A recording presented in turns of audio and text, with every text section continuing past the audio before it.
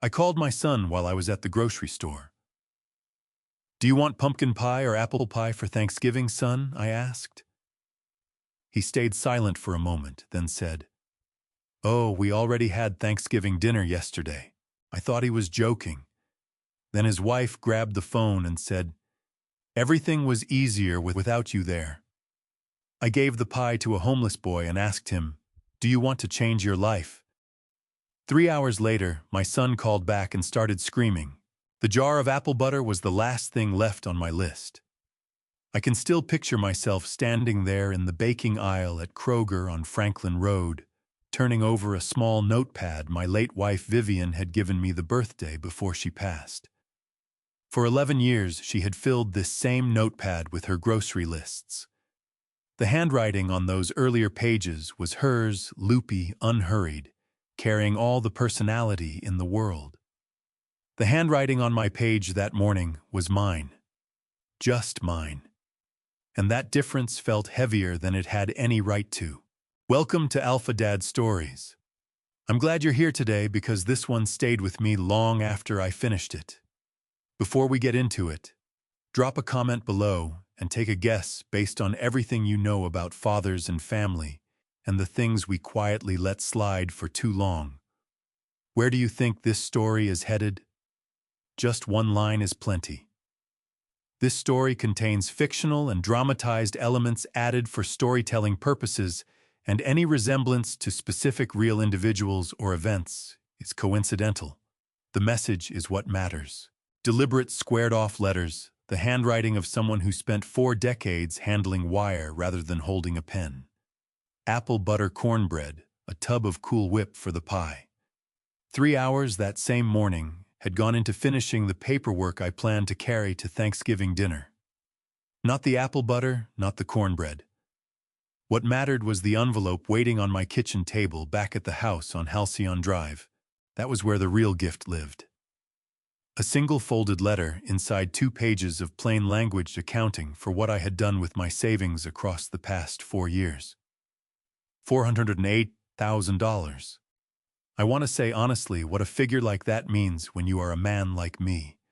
Not a surgeon, not a hedge fund manager, not a tech executive, not any of the professions my son Ethan liked to suggest he was somehow connected to at dinner parties. 39 years, I worked as a licensed electrician for a mid-sized contractor out of Nashville. Out the door before the sun most mornings.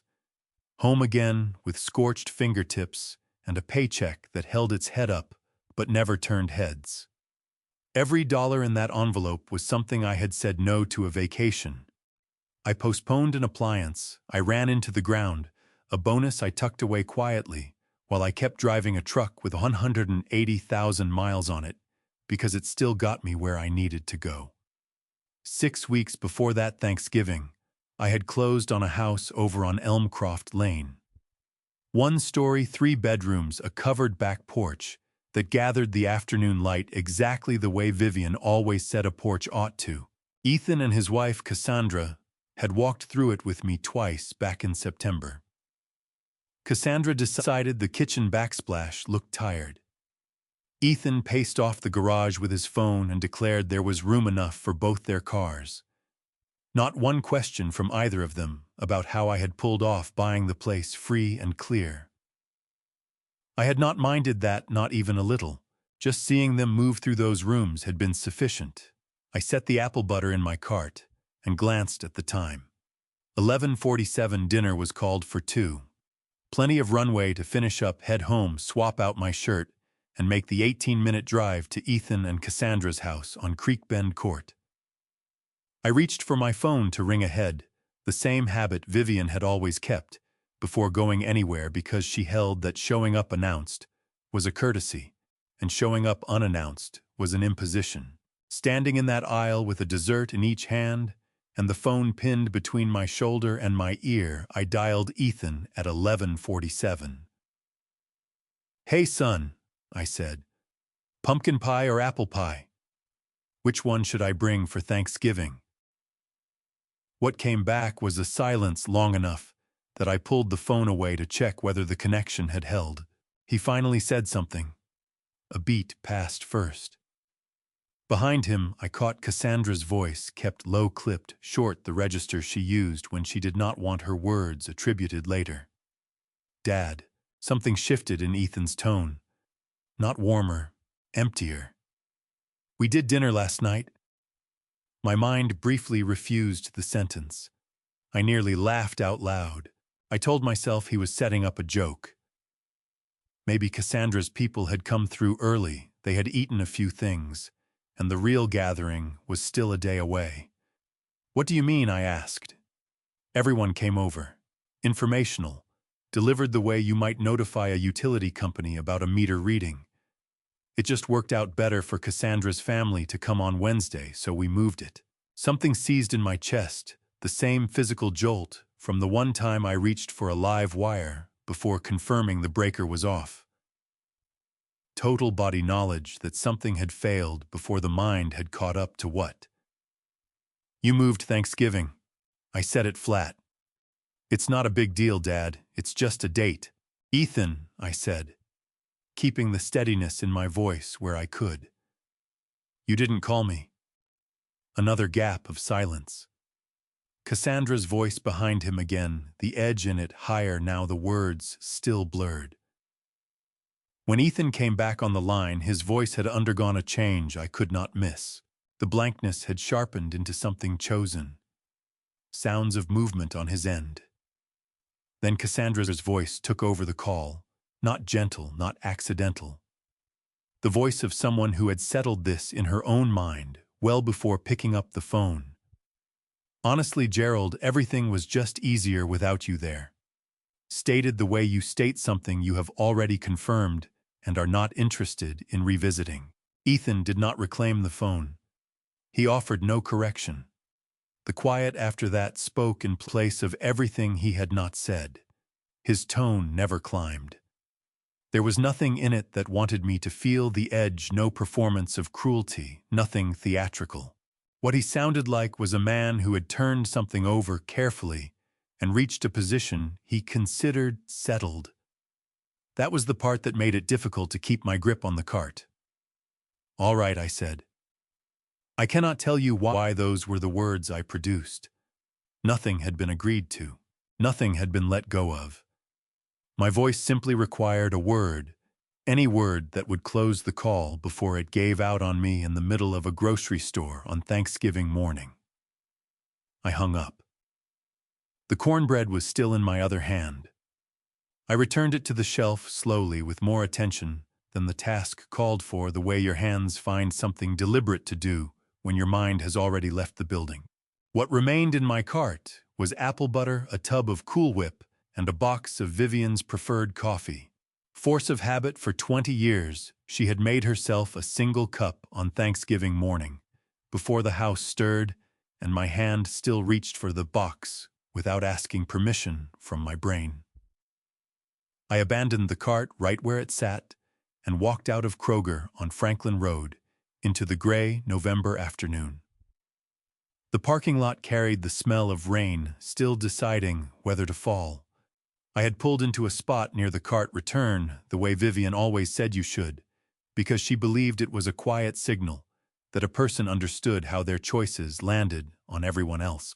I sat with the driver's door hanging open, keys resting in my palm. $480,000. That envelope hadn't moved from my kitchen table. The house on Elmcroft Lane still carried my name on every page of the deed, every line, every notarized signature. No transfer filed, no ownership disturbed. My plan had been to set their future down in front of them that afternoon, right alongside a plate of turkey and apple butter I had personally picked out. I sat staring at the store. Somewhere past those automatic doors behind the holiday signage was a chocolate cake I had also meant to bring, left off the list, because I figured I would loop back for it after the cornbread as a small afterthought. I went back in and picked it up. What I would do with it, I had no idea yet. What I knew was that I was not leaving it on a shelf. I pulled out of that lot and headed north on Hillsborough Pike without making any kind of decision about it. That is as accurately as I can account for the 20 minutes that followed. My hands held the wheel. My foot found the brake at each intersection that asked for it. At Broad Street, I sat at a red light and watched a family of 4 work their way across in front of the truck. Father with a toddler riding his hip. Mother with a foil-covered casserole dish. 2 older kids in their good shoes cutting ahead, running late to somewhere that was expecting them. The light went green. I did not move until the car behind me finally nudged its horn, and then I moved, because that is the agreement you make at a green light. The chocolate cake rode in a white bakery box on the seat beside me. The receipt said 8:47. I had no memory of going back through the doors or waiting in line at the Kroger register. That receipt stayed folded in my jacket pocket. I confirmed it later, the way a person checks something small when the larger things have stopped adding up. I passed the turn for Halcyon Drive and did not take it. I passed the ramp that would have put me on the freeway. Did not take that one either. Vivian used to say, "You drive the way you wire a house. You always know where the current needs to go, even when you haven't consciously mapped the route." She meant it kindly. She'd say it standing in the kitchen doorway, coffee in hand, watching me reverse down the driveway. 5 in the morning, and she would deliver it with that specific smile, the one she reserved for things she found practical and quietly amusing about me.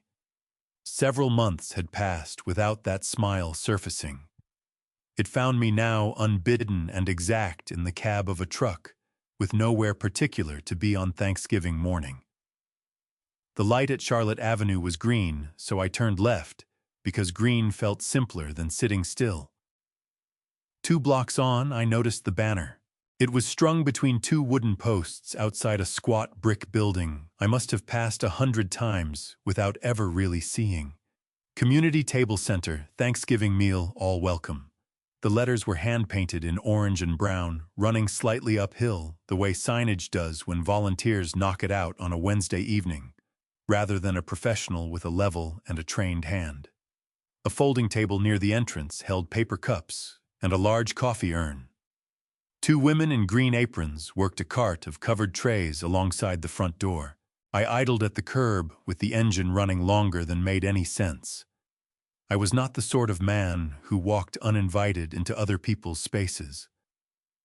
4 decades as an electrician had drilled into me the difference between a place that had sent for you and one that had not.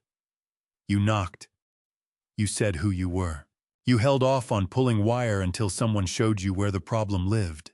But I was sitting there with a chocolate cake that had been bought for a table that had deliberately set itself 1 chair short of me.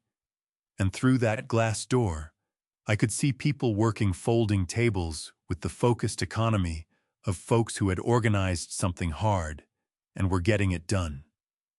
I shut off the engine. The woman at the entrance told me she was the volunteer coordinator and checked the bakery box to confirm the seal was intact. Standard donated food protocol. She walked me through the health department rules that applied to any public meal service.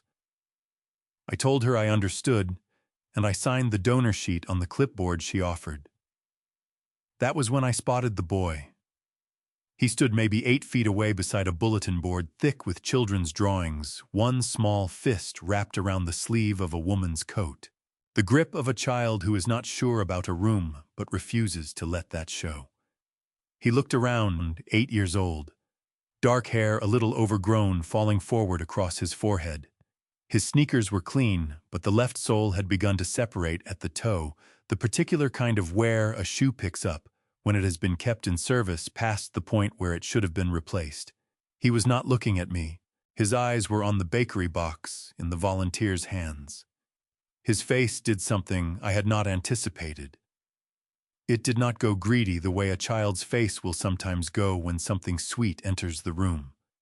It went quiet and measuring. The look of someone who wants a thing badly enough that they have taught themselves not to reach for it, without a clear sign that reaching is permitted. The woman beside him caught me watching. She stepped over and put out her hand, a handshake with the ease of someone who had been introducing herself in professional rooms for decades. Iris Pelham, she said. And this is my grandson Eli. She was somewhere in her early 70s, I estimated. Wool cardigan over a collared shirt, silver hair pulled back in a way that had probably not changed in 30 years. There was a tiredness behind her eyes that had nothing to do with not getting enough sleep. The particular kind of fatigue that settles in when you have been managing a problem for too long and have simply gotten more practiced at keeping it out of your face.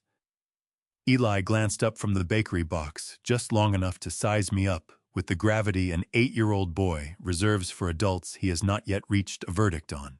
Is that cake? He asked. Chocolate, I said.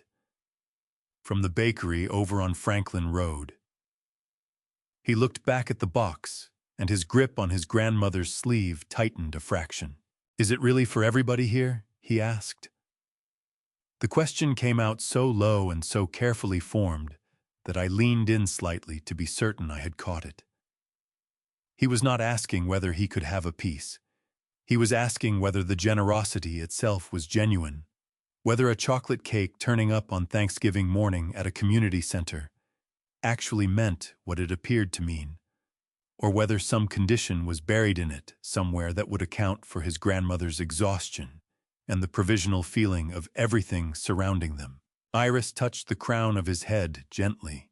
Eli, she said, with the patient precision of a woman who had said his name that exact way 10,000 times. No, it's a fair question, I said.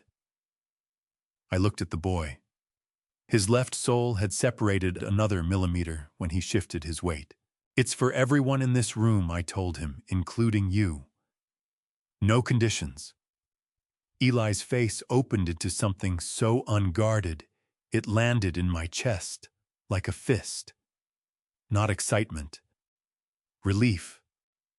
The pure, uncomplicated kind that only surfaces on a face that has been braced against disappointment long enough that plain, ordinary kindness has started to feel like a trap. I looked at Iris, then back at Eli, who had drifted toward the bulletin board and was pressing a paper snowflake against the wall with both palms. The volunteer carried the box toward the tables. He watched it go, then turned his eyes up to mine. Is there more? He asked. Not today, I said. But maybe something better. I looked at him squarely. Do you want to change your life, son? He was 8 years old, standing in a community center in shoes that were past their time, and he did not hesitate. Yes, he said. I want Grandma to stop worrying. I straightened up and turned to Iris. I told her I might know someone worth her time. I gave her the name Lorraine Osei and the name Cornerstone Housing Partners and told her to bring it up with her caseworker. I made no promises beyond the name. I shook Iris's hand, told her it had been good to meet them both, and headed back toward the truck. On the way, I passed the folding table with the coffee urn and the paper cups. I poured a cup I had no real need for and stood there in the thin November sun, drinking it, turning over 9 words my son had said to me roughly an hour earlier. Everything was just easier without you there. And then 4 words an 8-year-old boy had just offered me in their place. Is it really real? My phone went off in my jacket. I looked at the screen. Ethan. I pressed the side button and laid the phone face down on the folding table. The coffee was too hot and tasted like it had been sitting there since morning, which it almost certainly had. I drank it anyway, standing in the lot of a community center on Thanksgiving Day. Because somewhere behind those glass doors, a boy named Eli was about to eat chocolate cake and believe, at least for that one afternoon, that some things showed up without strings attached. I picked up my phone. The call I needed to make was not to my son. It was to Stuart Quill. Stuart had been my attorney for 11 years, going back to the week after Vivian was diagnosed. I needed someone with a thorough enough command of Tennessee property law to ensure that whatever came next, the things we had worked to build, would travel in the direction we had intended. He was 63 years old, a former public defender, who had crossed over into estate and real estate law after 30 years in courtrooms. And he had the one quality I valued above all else in anyone I hired for careful work. He said precisely what he meant and left it there. His office was closed for Thanksgiving. I knew that before I dialed.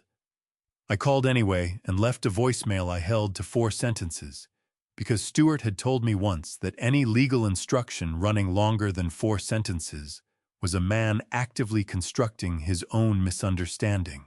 I said, "My name is Gerald Fenn. I am instructing you to halt all steps related to the property transfer of the Elmcroft Lane house effective immediately. No deed delivery, no closing documents, no further action of any kind until you hear from me directly. I will follow up in writing within the hour." In Tennessee, a property transfer is not complete until a grant deed has been signed, notarized and recorded with the Davidson County Register of Deeds. I had signed nothing. I had notarized nothing. The house on Elmcroft Lane was mine in every sense the law recognized. Every assessment, every tax record, every title document carried my name alone. Whatever Ethan and Cassandra believed they stood to inherit existed entirely within their own assumptions. The law had not confirmed a single syllable of it. I sat in my truck outside the community table center and typed a follow-up email to Stuart's office address, copying his paralegal, whose contact I still had from the last time we had revised my will. I set out the same 4 instructions in writing and added one line. "Please log the time of this correspondence as evidence of my intent." Then I put my phone away, turned the ignition, and drove home. The envelope was still on my kitchen table exactly where I had left it that morning. I stood in the kitchen doorway for a long moment looking at it. A standard white business envelope, the kind that comes 50 to a box at any office supply store. I had printed Ethan and Cassandra across the front in my block letters. Inside sat 2 pages laying out the gift, the purchase price, the address, the timeline I had mapped for the formal transfer. And the reason I had settled on that particular house, on that particular street. Near the end, I had written a paragraph about Vivian, about the way she had once described the kind of home she hoped they would all grow old near. Close enough to visit, without it becoming an obligation, far enough away to remain a choice. Elmcroft Lane had come to me through that paragraph. I drove past it 17 times before I made an offer, because I wanted to be certain I had found the right street. I lifted the envelope and slid it into the kitchen drawer alongside the measuring tape and the takeout menus. Then I put the kettle on because my hands needed an assignment. My phone rang at 2:14 in the afternoon. Ethan's name on the screen. I let it ring twice before I picked up. He was already shouting when the call connected, not the slow-building shout of a man running low on patience, but the immediate, full-volume shout of someone who had been holding something compressed for 3 hours and had run out of reasons to keep it that way. "What did you do?" His voice arrived with physical weight. "I just got off the phone with Stuart Quill's office." "What did you do, Dad?" "His paralegal." I said, "Stuart is with his family." "What did you do?" "I instructed him to stop the property transfer. Nothing on this house has been recorded or signed. I exercised my right as the owner of record to halt the process. You can't just—" He stopped himself. I heard him pull air through his nose the way he had since he was a teenager, when things had not turned out as planned. "Dad, we have been building around that house for months. Cassandra has paint swatches. We brought in a contractor about the kitchen." "You brought a contractor into a kitchen that was never legally yours." I said, "I never signed a deed. I never filed a transfer. I told you what I intended to do. I had not done it yet. Because we trusted you." His voice broke on the word trusted in a way I recognized. Not grief, not real hurt, but the sound a person makes when they reach for an emotion they believe will move the needle. "We made plans on your word, Dad. That means something. Or it means my word," I said. "You want to talk about what words mean." The silence that opened up on his end lasted just long enough for me to register that he had not seen that coming. "Ethan, I said you told me this morning that everything was easier without me there. You said that at 11:47 a.m., while I was standing in a grocery store holding a cake I had bought for your table. You arranged Thanksgiving without me and never made a call. You shifted the date and did not tell me. And now you want to have a conversation about what my word is worth to you. That is completely different. It is not different." I said it is the exact same thing. You decide what counts and what does not count, based on what suits you at the moment you are deciding. His voice changed again. The controlled calm fell away, and what surfaced underneath was raw, less rehearsed, and for a moment I thought I was about to hear something genuine. Then Cassandra said something sharp in the background, and whatever had opened closed right back up. "You are doing this to punish us," Ethan said. "I am doing this," I said, "because the house is mine, because it has always been mine, and because I am 68 years old, and I have earned the right to make decisions about what I spent 40 years building without asking your permission first. So that's it." His voice climbed now, the structure of it coming apart entirely. "You're just taking it back like it's nothing, like we're nothing." My throat tightened, not with guilt, but with something older and harder to put a name to. The particular grief of a parent who sees clearly that the person he is talking to and the child he raised are no longer the same and cannot locate the exact moment the distance between them became fixed. "You told me I wasn't wanted at your table." I said, "I'm asking the same question back. What exactly is it that you want from me, Ethan?" He did not answer, not from having nothing to say. His breathing was audible, uneven, the sound of a man moving through his options.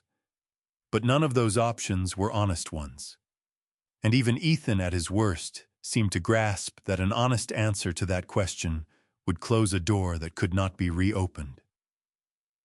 "We'll come over," he said at last. "Tonight we'll talk in person." "No," I said. I had not planned to say it.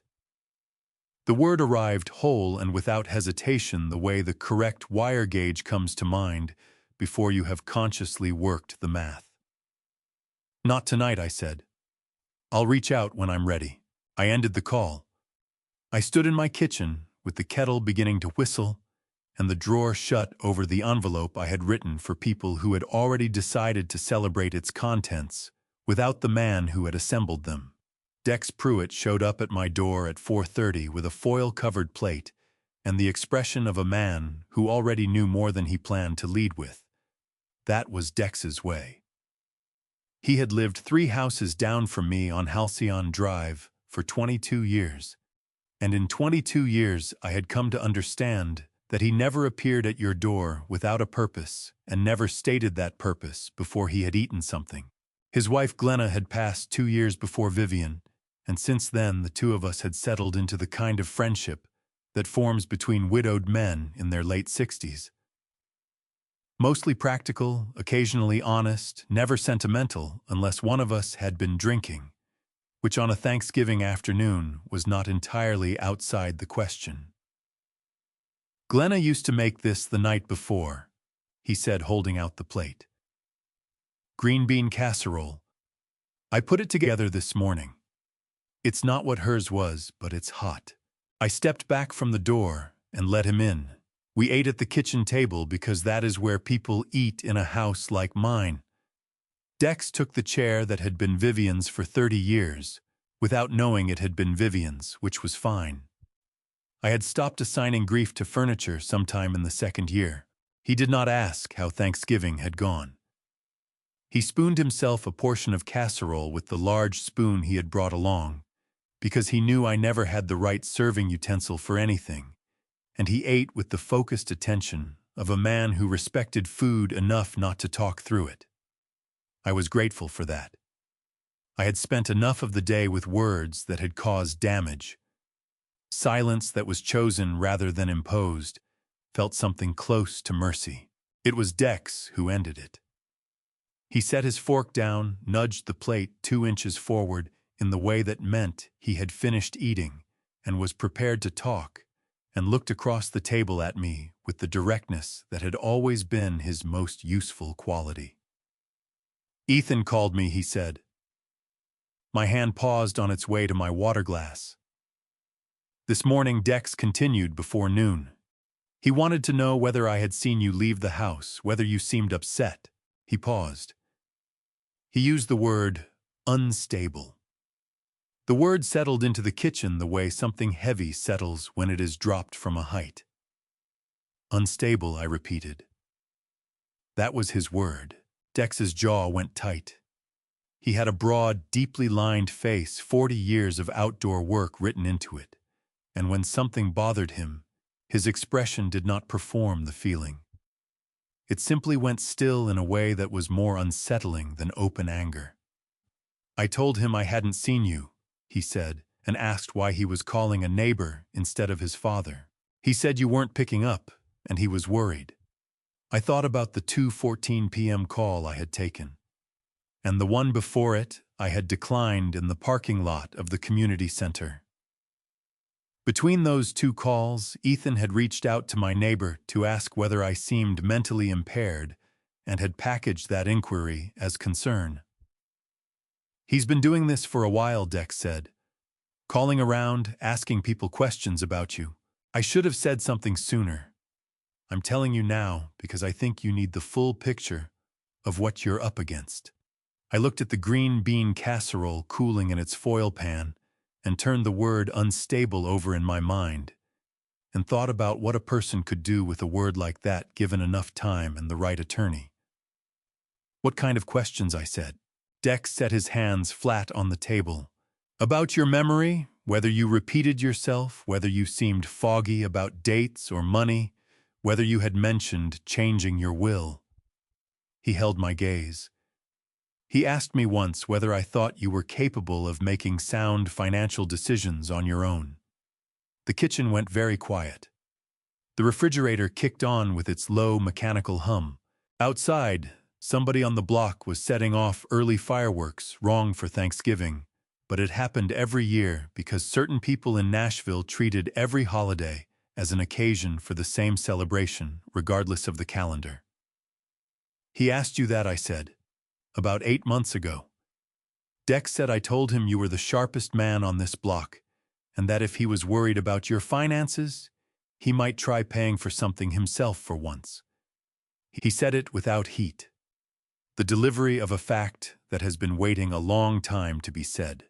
"Gerald, I've been watching that boy operate for 20 years. I watched you pay off his car loan in 2018 and tell Vivian it was a gift. I watched you cover his deposit on the Creek Bend courthouse and tell everyone at the block party you were just helping him get started. I watched him stand in your driveway last Easter and complain that your truck was an embarrassment to park alongside his car." My chest did something I could not easily name. Not surprised the individual facts Dex was laying out were ones I already carried.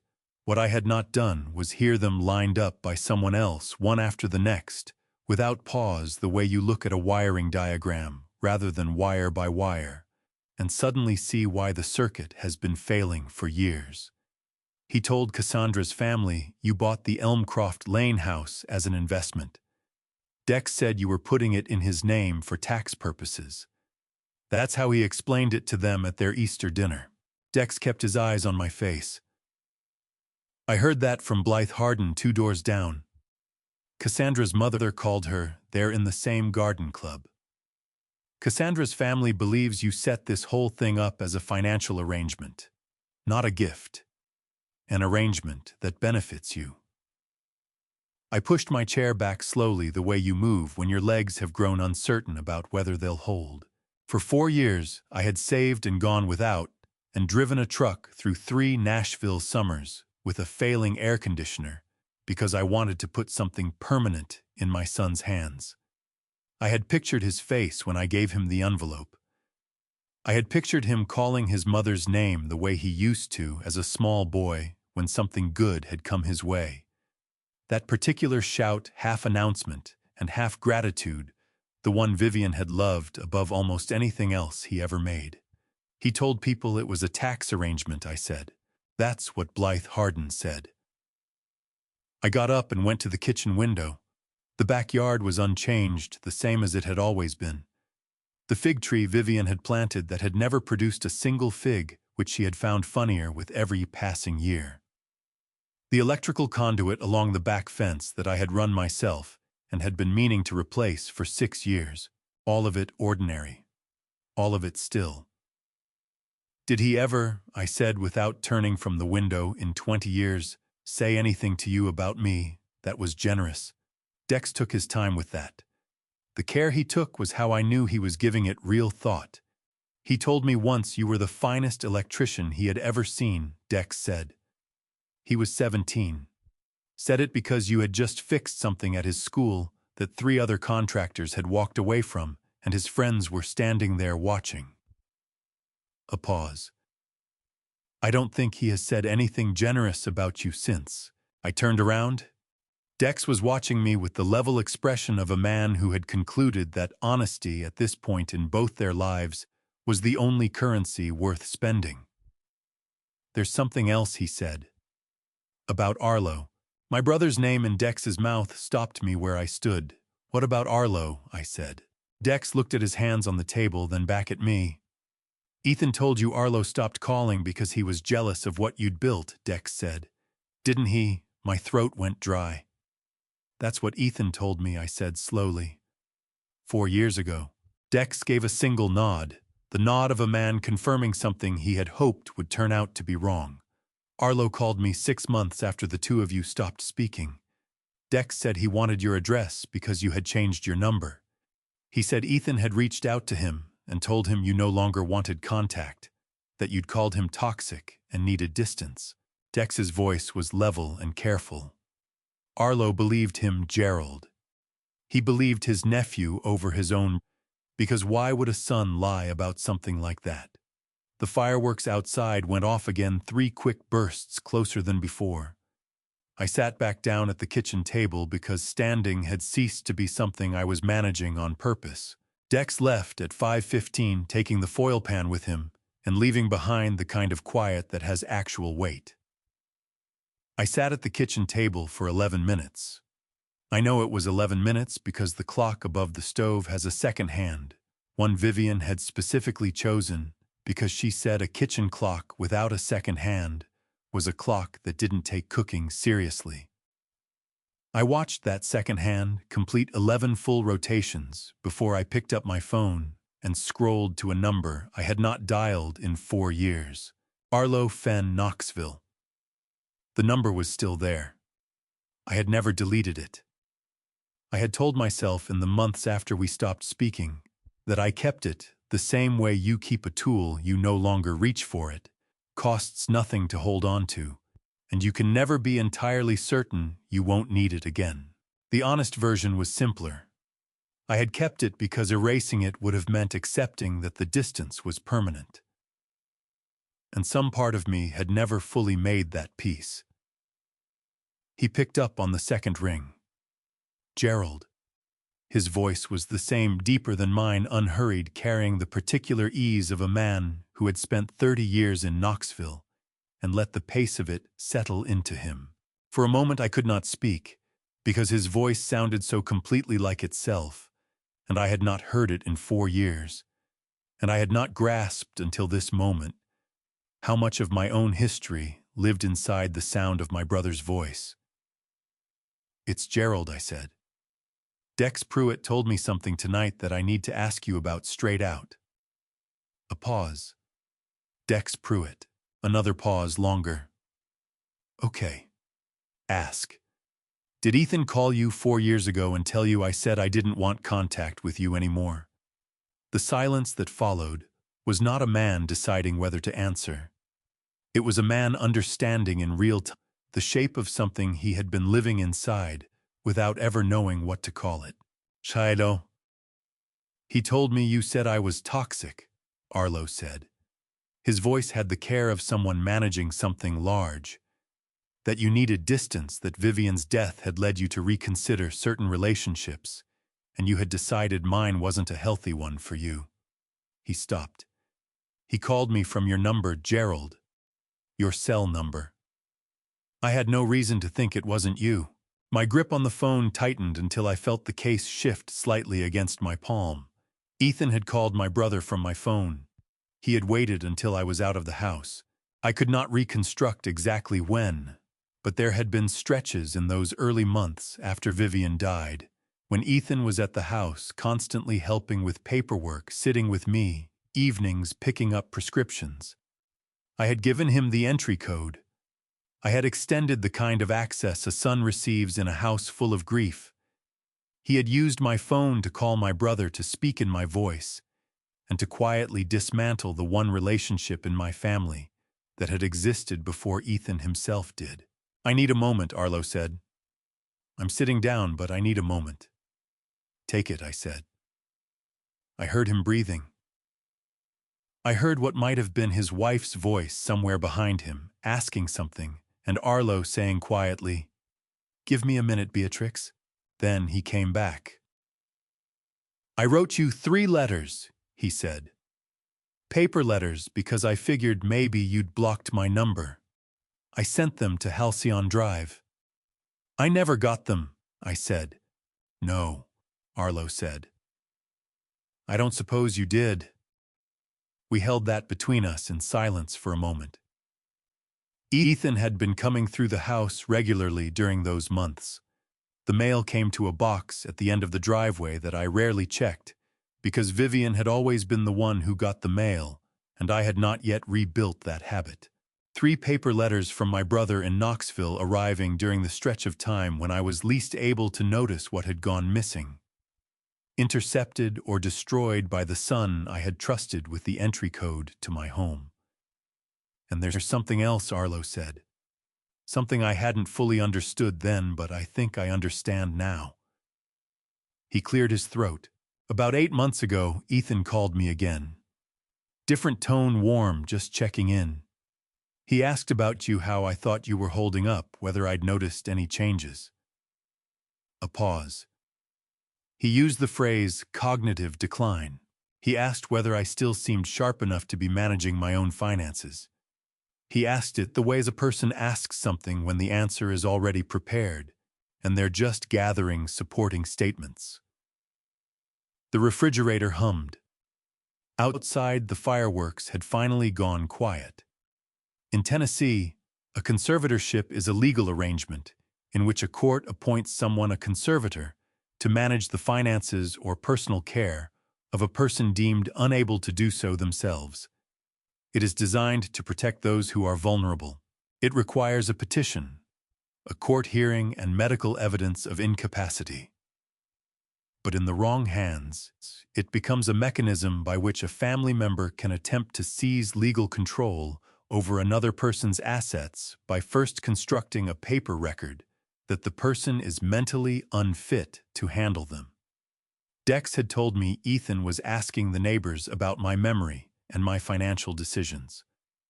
Arlo had just told me Ethan had asked him about cognitive decline.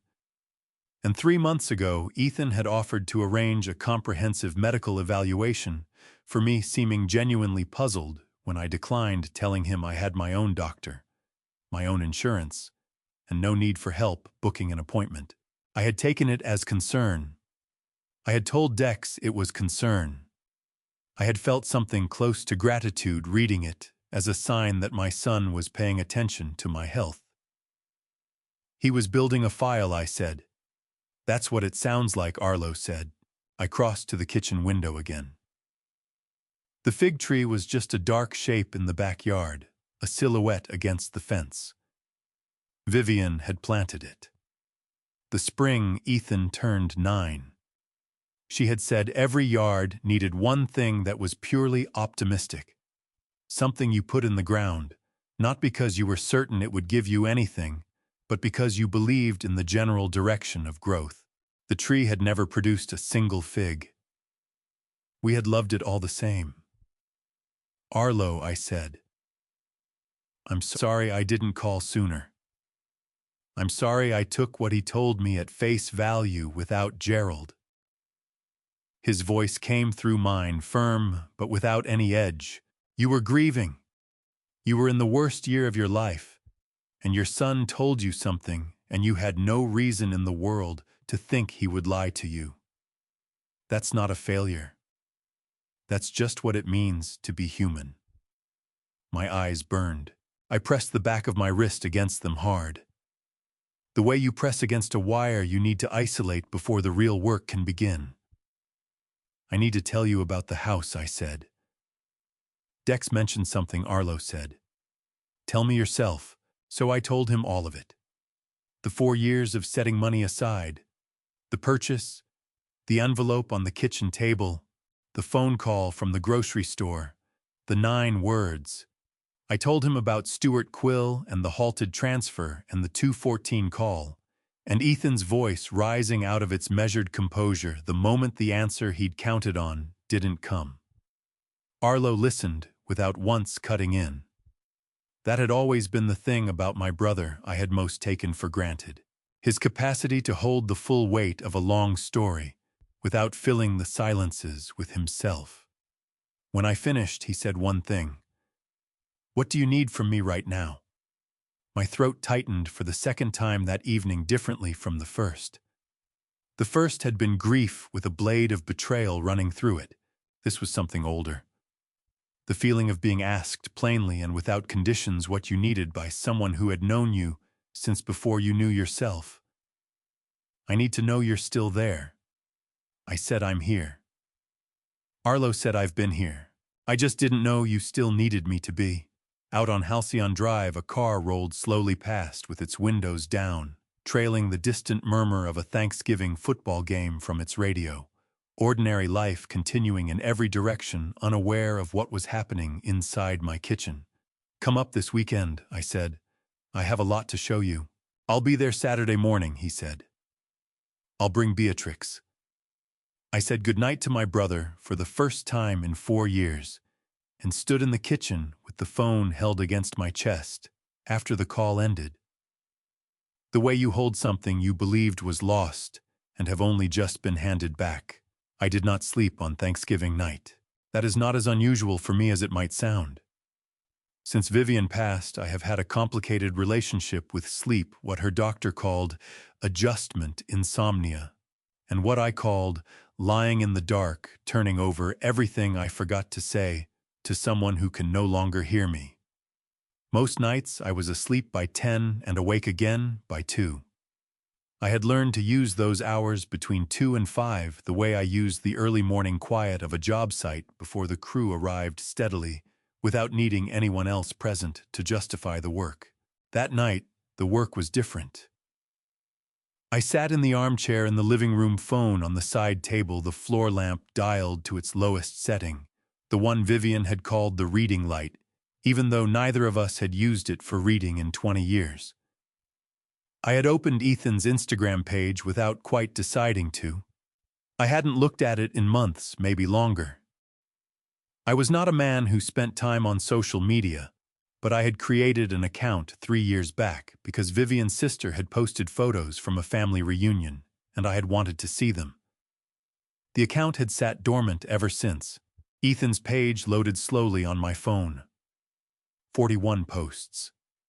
The most recent was from 2 days ago, Wednesday, the day before Thanksgiving, the evening of the dinner that had not included me. 9 photographs.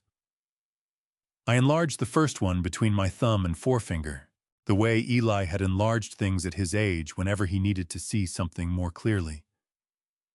The photo showed the dining room of the Creek Bend courthouse.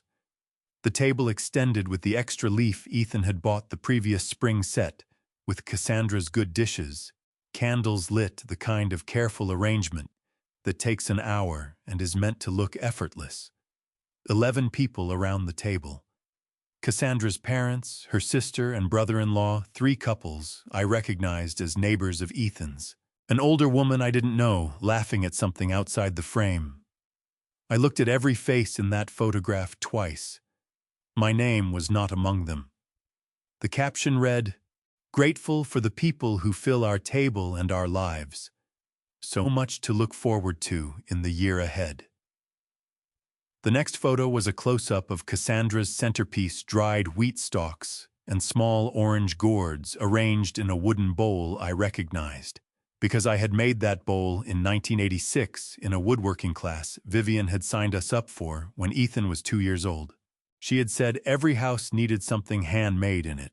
I had given the bowl to Ethan when he moved into the Creek Bend courthouse because he had always liked it and because I had more things than I needed, and he was just starting out. My handmade bowl sat at the center of the table at a Thanksgiving dinner I had not been invited to. It appeared in the background of 5 of the 9 photographs. The 7th photograph was the one that stopped my breathing for a full 3 seconds. It showed Ethan standing in the living room, with his arm around Cassandra, both of them smiling directly into the camera, and there on the coffee table behind them, the Elmcroft Lane listing brochure. The one the real estate agent had handed us during our first walkthrough. The one with the address and the listing price printed in large font on the front page. Someone had positioned that photo with the brochure deliberately in the frame. Ethan was not looking at it. He didn't need to. The brochure was there to be seen by whoever was looking at the photograph. I set my phone face down on the side table, pressed my palms flat against my thighs, and stared at the dark window across the room. The next morning, I drove to the Creek Bend courthouse. I had 2 boxes of my own tools in Ethan's garage, a voltage tester and a set of channel lock screwdrivers I had lent him 18 months ago when he was putting in ceiling fans and had called me because he didn't own a single piece of electrical equipment, despite having spent his whole childhood watching me use it. I had told him I'd collect them eventually. Eventually had become a year and a half. I rang the doorbell. Cassandra answered. She was already dressed, which caught me off guard. It was 9:15 on the Friday after Thanksgiving, and I had half figured neither of them would be up yet. She wore that particular look she had when she was recalibrating on the fly, the expression that came just before she managed to be gracious about something she hadn't prepared for. Gerald. She said my name with the bright surprise of someone expecting a phone call who got a knock on the door instead. We weren't expecting you. I came for my tools, I said. The channel lock set and the voltage tester. They're in the garage. She stepped back and I walked into the entry hall. The house smelled like coffee and the warm vanilla scent Cassandra diffused through the rooms on weekends. From where I stood, I had a clear line of sight to the living room and the coffee table. The listing brochure was gone, which told me everything.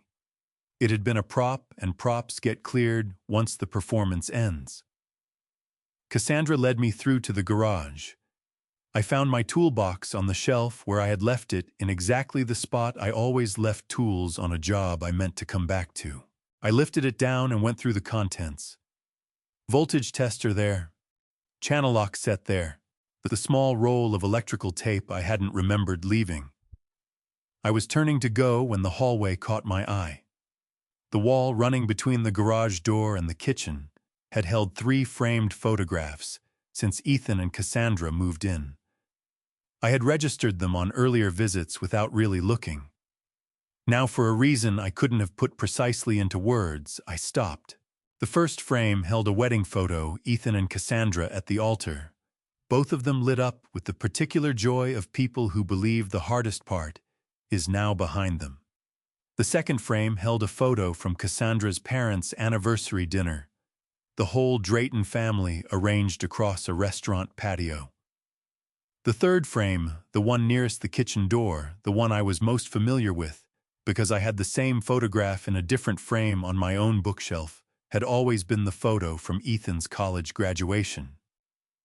He was in his cap and gown, and I was standing beside him with my arm around his shoulder, my face doing something I rarely let it do in photographs.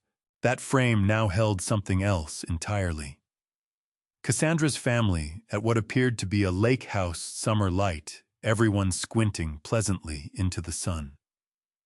My graduation photograph with my son had been taken off his wall and swapped out for a picture of people I had met twice.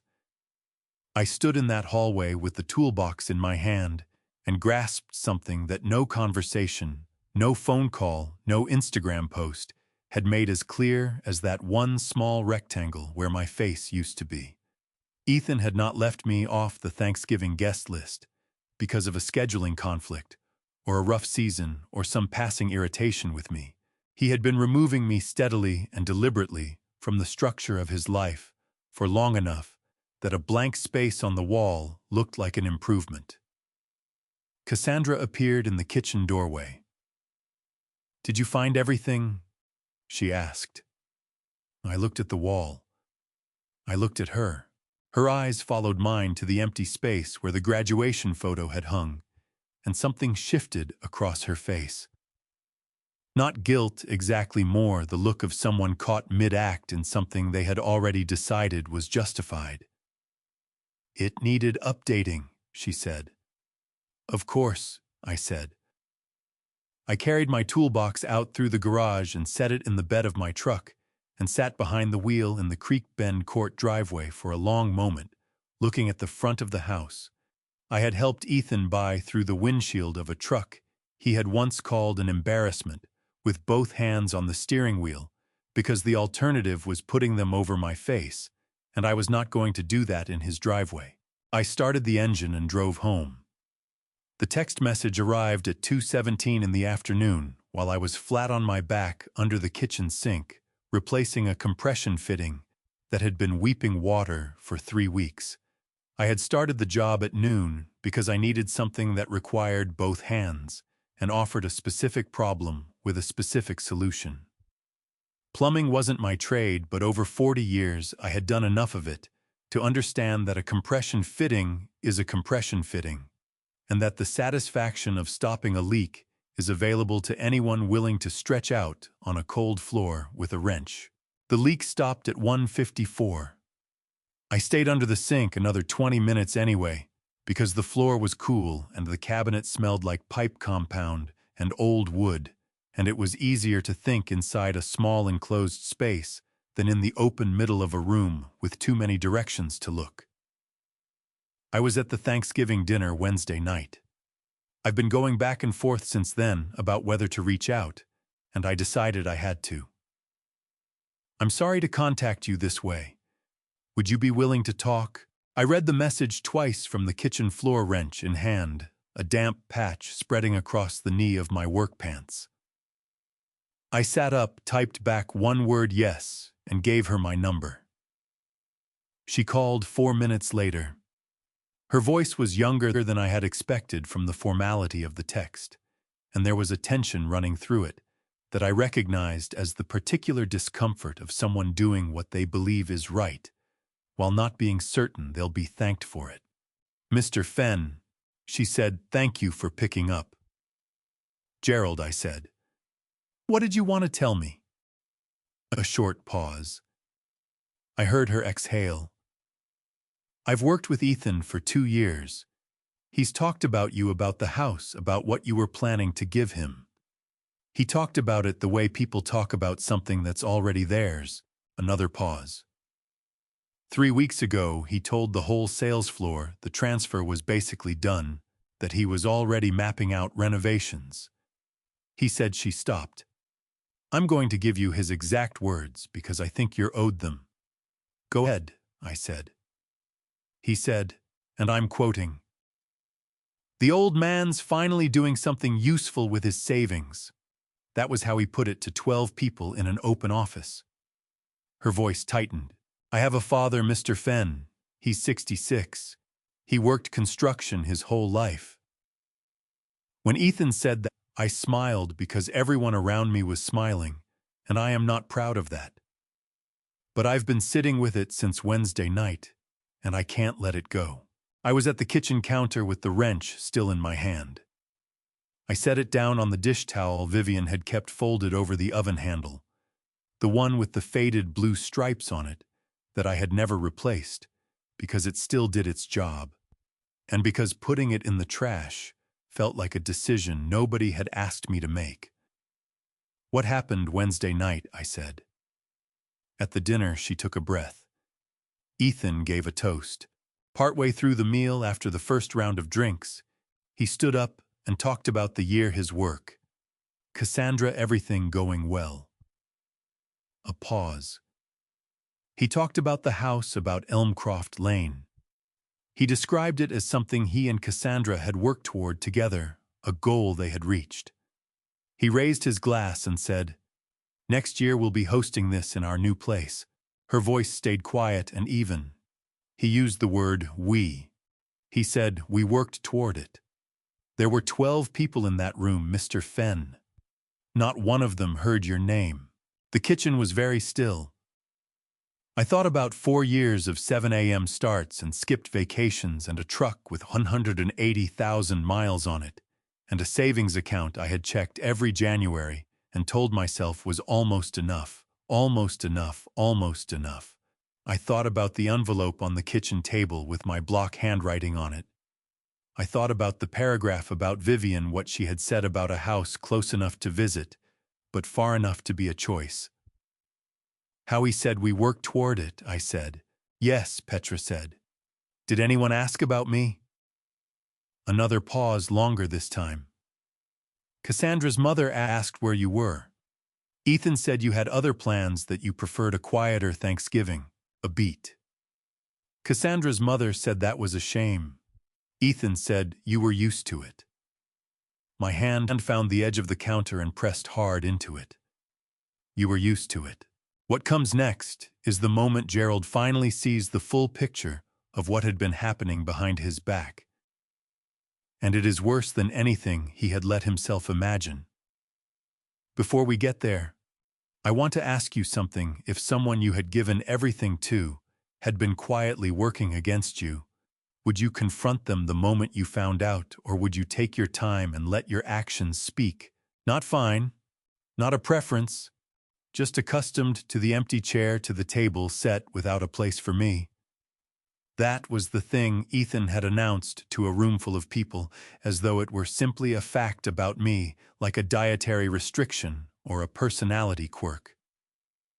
Gerald doesn't need it. Gerald manages. Gerald has always managed, and that is the role he fills. Mr. Fenn, Petra said carefully. Are you still there? Yes, I said. I'm here. She said she wanted me to know something when everybody lifted their glasses after the toast. She had set hers down on the table. She wasn't sure anyone saw. She just couldn't bring herself to raise it. Her voice caught slightly at the edges. 2 years at that company, she said, and she had heard Ethan mention me maybe 30 times. Not once had it sounded like he was grateful for anything. She thought I deserved to hear that from someone who had been sitting in the room. I thanked her for it. I meant every word. It takes a specific variety of courage to call a stranger's parent and say the person you raised is not the person you think you know. Most people find that courage only after the window has closed, and then carry the regret of it for years. When the call was done, I stood at the counter without moving for a long while. The fitting under the sink had stopped seeping. That was finished, solved at 154, sealed correctly, because I had no other way of doing it. That had been the contract of 40 years of work. Right, or it fails. And you never chose in advance to let it fail, because when something you built gave way, it was somebody else who paid the price. 4 decades of making sure the work would hold. I picked up my phone and pulled up the Instagram post again. 11 faces around the table, the bowl I turned by hand. In 1986, the brochure laid out like a cue card. And that caption, so much to look forward to in the year ahead. I checked the time on the post. Wednesday, 8:47 p.m. At that exact moment, I had been standing in this kitchen spooning cold canned soup into a bowl and running through my head which tie to pull out for the next day, because Vivian had been firm about that. You don't sit at another person's table without putting in some effort. I had never stopped listening to her on that. And at 8:47 p.m., on that same Wednesday, my son was on his feet in his dining room. Glass raised toward a house he had no deed to, accepting credit for years of sacrifice he had never made from people who had never heard the name of the man who actually made it possible. I closed the app. I found Stuart Quill's number in my contacts. Friday afternoon, his office would be staffed. Halting the transfer had been the first instruction. Now I had more to say, and it pointed somewhere else entirely. What I was thinking about wasn't how to stop anything. It was about redirecting, taking the same asset, and routing it towards something built to last, something with a different kind of purpose. I placed the call. Stuart answered on the first ring. "Gerald," he said, "I figured I'd be hearing from you. I have some questions," I told him, about what it would take to put a property into a long-term use agreement with a nonprofit housing organization. A brief pause.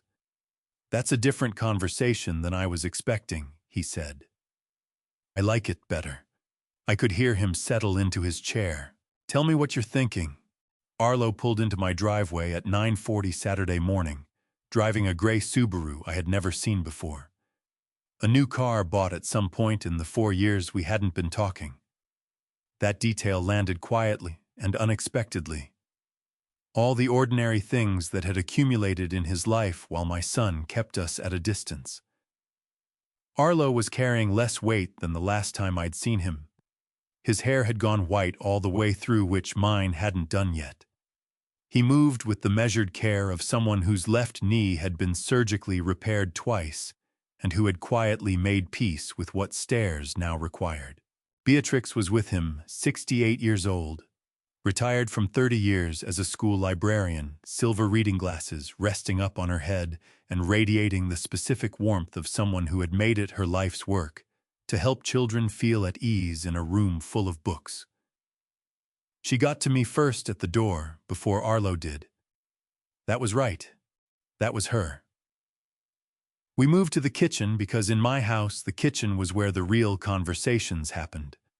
I'd brewed a full pot and picked up a box of pastries from the Dozen Bakery on 14th Avenue because Arlo had never been able to process something difficult on an empty stomach.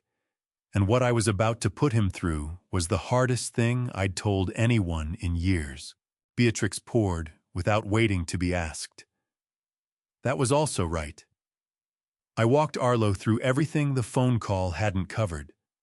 The photos on Instagram. The brochure staged behind Ethan's shoulder like a footnote meant to be noticed. The bowl I had shaped with my own hands in 1986 sitting at the center of a Thanksgiving table I hadn't been invited to. The graduation photo gone from the hallway. Cassandra's explanation. 2 words it needed updating, delivered with the flat confidence of a person who had run through the logic beforehand and wasn't expecting pushback. Arlo held his mug in both hands and listened, and his face went quiet the way it always did when something hard came at him, like a level finding zero, every tremor gone still in the service of reading things accurately. When I stopped, he said one thing. "The bowl." "Yes," I said. "The bowl Mom sat and watched you make." He worked his jaw once. "She ferried you to that class every Tuesday night for 6 weeks straight because you didn't have your own car, and Dad had the truck." "I know," I said. "And now it's Cassandra's centerpiece.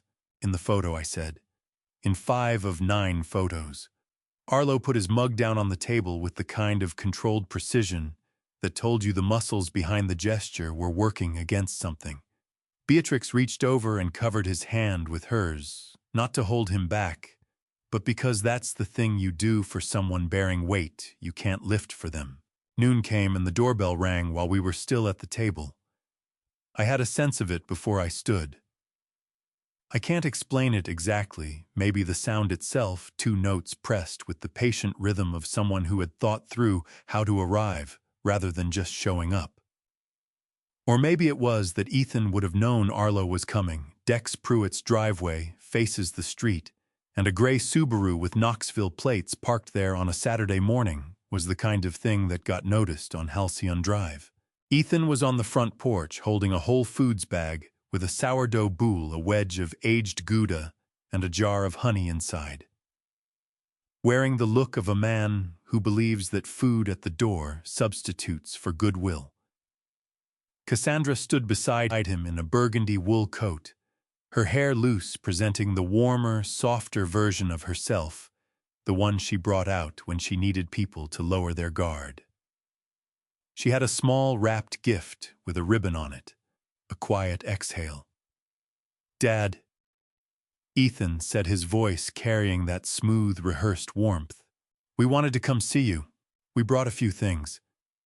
He lifted the bag slightly, said they thought we could talk. I moved back from the doorway.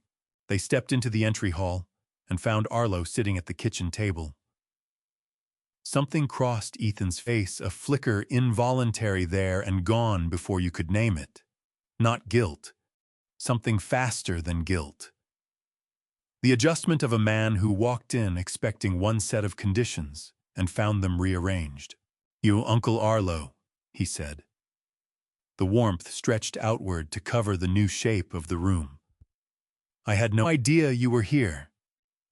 "No," Arlo said. "You didn't." He didn't get up. He didn't offer his hand. He sat with his coffee and watched his nephew the way he'd been watching the whole story since I told him about the phone call 4 years ago, the one Ethan had placed from my number in something close to my voice to cut the last brotherly tie I had after Vivian was gone. Ethan set the bag on the counter. Cassandra placed the wrapped package on the entry table in exactly the position you'd choose if you wanted it visible without looking like you'd placed it deliberately. "We owe you an apology," Ethan said to me. "Clean, no wind-up. The first line of something prepared. The way Wednesday was handled, that was wrong. We should have reached out sooner about the change. Cassandra and I have talked it over. We understand you're upset." "Do you?" I said. "We do." The nod he gave me was the nod of someone who had practiced looking sincere in a mirror. "We want to make things right. That's the reason we showed up." Cassandra pulled the ribbon loose from the package she'd set on the entry table and extended it toward me. A picture frame, new, pricey, the variety that comes in a matching set off the shelf at HomeGoods. The photograph inside was one I'd never laid eyes on. Ethan and me at somebody's backyard barbecue roughly 6 years back, both of us turned toward something beyond the edge of the frame, both of us mid-laugh. A genuinely good shot. I could place the afternoon, could feel the memory of it, but I'd had no idea anyone had a camera pointed our way. "We thought," Cassandra offered carefully, "that it was something you'd want." I studied the image. My son's face open the way it used to be. No armor on it, caught in the middle of laughing at something. I'd said something that had landed on him as actually funny back in a year that predated whatever hardness had since grown up between us. "When did the two of you decide to come?" I asked. Ethan's eyes moved. "This morning. We were going to. Stuart Quill's office transmitted a formal notification to you yesterday afternoon," I said. It confirmed that the property transfer had been permanently rescinded and that no conveyance of the Elmcroft Lane property to Ethan Raymond Fenn or Cassandra Drayton Fenn would move forward without fresh written authorization from me. I held his gaze. "What time did that message land in your inbox?" The warmth Ethan had worn on his face didn't vanish so much as shift, rearranged itself into something with less, give more calculation running beneath it. "Dad!" "The time, Ethan." Silence stretched. Behind her, Cassandra's fingers found the counter edge. 3:47, he said low. "And when did you decide to drive over here?" The kitchen held its quiet. Beatrix sat with both hands resting in her lap. Arlo hadn't budged. A muscle worked in Ethan's jaw. For just a beat, the rehearsed warmth fell away, and I glimpsed what was underneath, not sorrow, not anything resembling actual contrition, but the sharp irritation of a man whose whole prepared strategy had been named out loud before he could execute it. "We came because we want to fix this," he said. The softness had left his voice entirely. What was left was something nearer to the truth of him. Whatever you believe about the timing. The timing, I said, is precisely what I do believe. It says everything about why you're here. I lifted the frame from the entry table and looked at it a second time. My son laughing at a barbecue 6 years gone. A real moment genuinely captured, which was exactly what made it the wrong thing to walk through my door with. Take it with you, I said, and placed it back where it had been. That's a good photograph. It belongs with you. The frame stood between us on the table like something neither of us was ready to name. Ethan looked down at it, then up at me. There was something crossing his face I hadn't caught there in years, not the performed warmth, not the flat recalibration I'd watched earlier, but something rawer and older. The look of a man who has used up every prepared version of himself and is now simply standing before his father, the full gap between them laid bare. "You're really going to do this?" he said. "It's already done," I told him. "The house." His voice lifted a register. "You're pulling this back because of one dinner, Dad. One dinner." 4 years, I said. The dinner was the final entry in a long list of entries. It wasn't the list. Cassandra drifted from the counter toward the entry hall. Not retreating, never outright retreating, but angling for a better position, the way she always did when she needed to manage a situation from a different direction. Arlo and Beatrix remained at the kitchen table. I registered their presence the way a builder registers a load-bearing wall. You don't think about it, but you know it's holding something up. "We had plans," Ethan said. "There's a contractor on the calendar. Cassandra's been deep in talks with a designer. We have spent months telling people this was settled. You told people," I said, "before my signature was on so much as one page. You told people at your office 3 weeks ago. You told Cassandra's family it was some kind of tax move I was making. You stood in front of 12 people at a Thanksgiving table I wasn't invited to, and described that house as something you'd earned without my name coming up once." My voice stayed flat. "You raised a structure on a foundation that had no legal existence. Now that the foundation is gone, you want to frame that as me snatching something away. You gave us your word. I told you what I was planning to do. An intention is not a deed that's a distinction Stuart Quill can walk you through at whatever length you require." Ethan's hands settled on his hips. I knew that stance. 15 years old, caught out of moves, the body doing what the mouth no longer could, trying to manufacture the authority that had drained out of him. You want to know what's actually wrong with you?" A rougher edge had entered his voice, now the unvarnished register that emerges when the script runs out, and what's left is whatever the man actually is. "You have never given anything free and clear. Every gift you've ever handed over had a wire attached you couldn't see. The moment we disappoint you, you yank it." I looked at my son. I had seen this particular storm forming on the horizon for a while. You can't always predict the hour, but you can read the pressure, the direction, the particular stillness the air takes on before it breaks. I had caught smaller versions of this argument before in lower-stakes rooms over lower-stakes things. This was the complete version, the one he had been assembling across years, built from every no I'd given him and every yes that came with terms he resented. "I'm going to tell you what I've actually given you," I said, "and not because I'm after credit, because I need you to see what that wire you're describing really looked like." His mouth started to open. I didn't stop. "I cleared $17,000 of your student loans in 2008 because you phoned me from that apartment 7 days after you graduated and said you couldn't cover rent and the loan payment both. I called it a gift when I told you. A gift when I told your mother. A gift when I turned it over in my own mind." I stopped a moment, In 2013, when you and Cassandra were trying to get the Creek Bend courthouse, you came up $200 short of what the lender needed at closing. On a Tuesday morning, I moved it out of my own savings and told Dex Pruitt I was just giving you a leg up. Ethan's jaw set. In 2016, you called because Cassandra's transmission had gone and the shop was quoting $300 and your bonus hadn't come through yet. I drove out to that mechanic in Murfreesboro, settled the bill at the front desk, and drove myself back. Never breathed a word of it at Christmas. Never let it surface at another dinner. Never wrote it down anywhere. I looked straight at him. By 2018, your car note was 4 months in arrears and the lender had started default proceedings. I covered the balance $600 and told you to get on automatic payments. You said you would.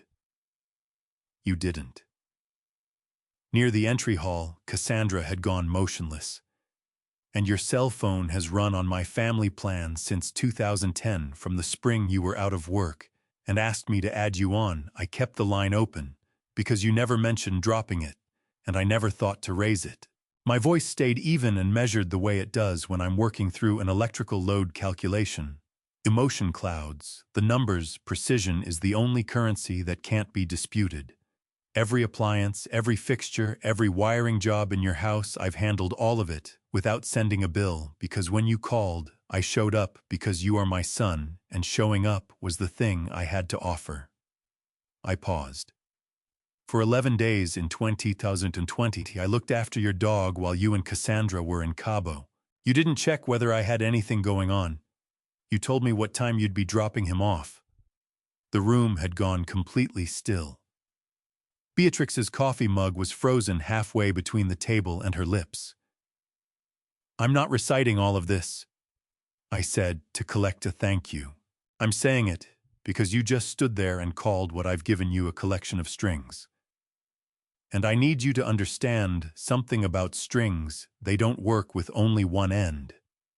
There's the end held by the person giving. And there's the end in the hands of the person who never once looked at what they were pulling from. Ethan's face cycled through several things quickly and landed somewhere I hadn't seen since he was a small boy, something scraped clean, uncertain, with nowhere left to hide. The look of someone who has carried a particular story about themselves for so long that being shown a different account of the same events produces not rage, but a specific kind of dizziness. That's not... Ethan started. Arlo's voice came from the kitchen doorway. He had gotten to his feet. He wasn't loud. He didn't have to be. Let him finish. Ethan turned toward his uncle. Whatever he read in Arlo's face, the 4 years of silence, the phone call placed from a borrowed number, the letters that never found their destination. He shut his mouth and kept it shut. I gave it a moment to make sure he was done. I loved your mother for 31 years, I said. I worked for 39. I saved for 4 more years beyond that. I did none of those things to build up a store of leverage I could hold over you. I did them because that was what my love looked like in practice, concrete, specific, appearing when something broke and needed to be set right. My voice held, though it took something to keep it there. But love is not the same thing as entitlement. And giving freely does not mean what I gave became yours to claim. Cassandra spoke then for the first time since the entry hall. Gerald, she said. Her voice bore no resemblance to any version I'd heard from her before. Smaller, stripped of its management, the voice of someone who has just grasped that the stage they've been performing on has emptied out. We didn't think of it that way. I know, I said. It was the most honest thing spoken in that room all afternoon. I believed her, not that she was blameless, she wasn't. But what she and Ethan had actually done wrong wasn't cruelty in any deliberate sense. It was the particular failure of people who had received so much for so long that the hands doing the giving had simply faded from view. They had stopped seeing me. They had seen only what I produced.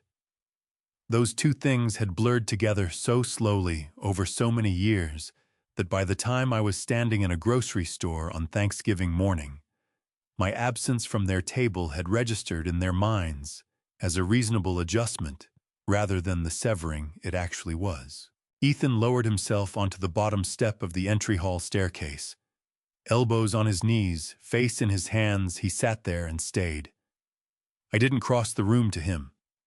I didn't offer him anything. I held my ground and let the room remain what it had become, the place where the truth had finally been spoken at full size, for the first time in more years than either of us could honestly count, and where nobody owed it to anyone else to soften it before it had finished working through us. Ethan and Cassandra left at 2:15 without the Whole Foods bag. I can't say whether they meant to leave it or whether the particular fog that settles after a conversation that has gone nothing like you rehearsed simply carried them out the door before they remembered it.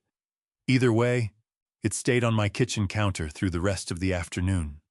A sourdough boule, a wedge of aged Gouda, a jar of honey, the specific items a person selects when they want to project thoughtfulness without having put real thought into the person they're buying for. I put the Gouda in the refrigerator and left the rest where it sat, because throwing it out felt wasteful, and eating it felt like a decision I wasn't prepared to make yet. Arlo and Beatrix stayed on for another hour. We didn't circle back to Ethan.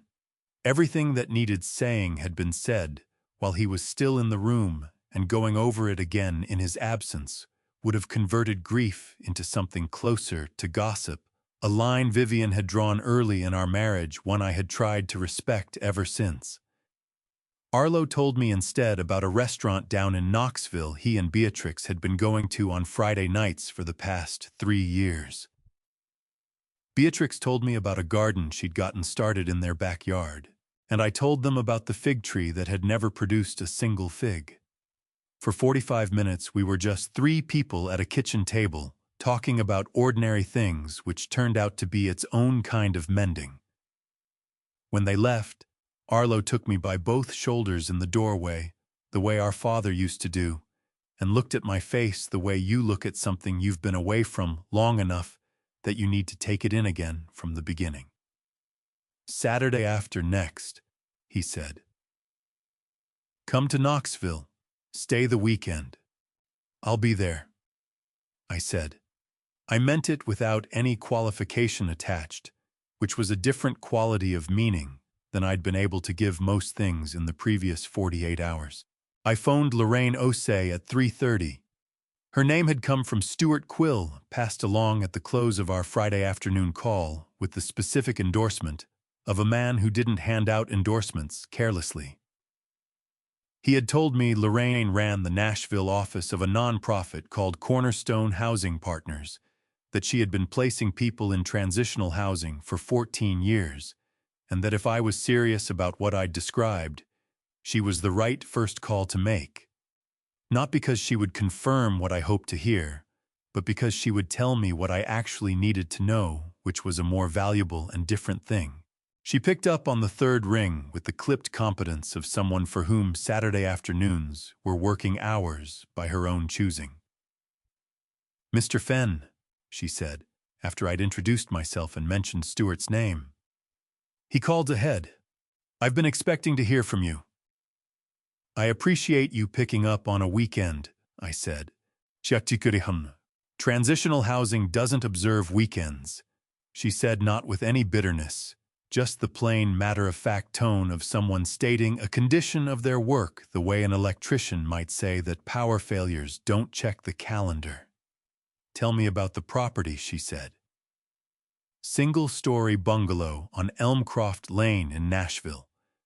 3 bedrooms, covered back porch, recently purchased, outright no mortgage title, entirely in my name, structurally sound, with some cosmetic work still needed. Roughly 1,800 square feet level lot near a bus line inside the attendance boundary for 2 elementary schools. Lorraine asked questions the way a good diagnostician does, not to confirm what she'd already concluded, but to surface what she hadn't yet determined. She asked about the age of the roof, the HVAC system, whether the electrical panel had been brought up to date, whether any permits remained open on the property.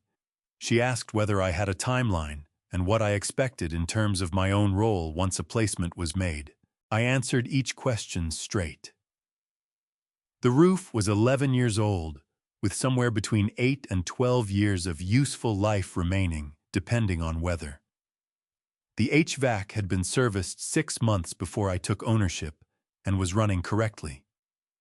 The electrical panel was a 100-amp service that I planned to upgrade to 200-amp myself before any family moved in, because 200-amp was the right standard for a modern household, and I wasn't going to place anyone in a house with a capacity problem.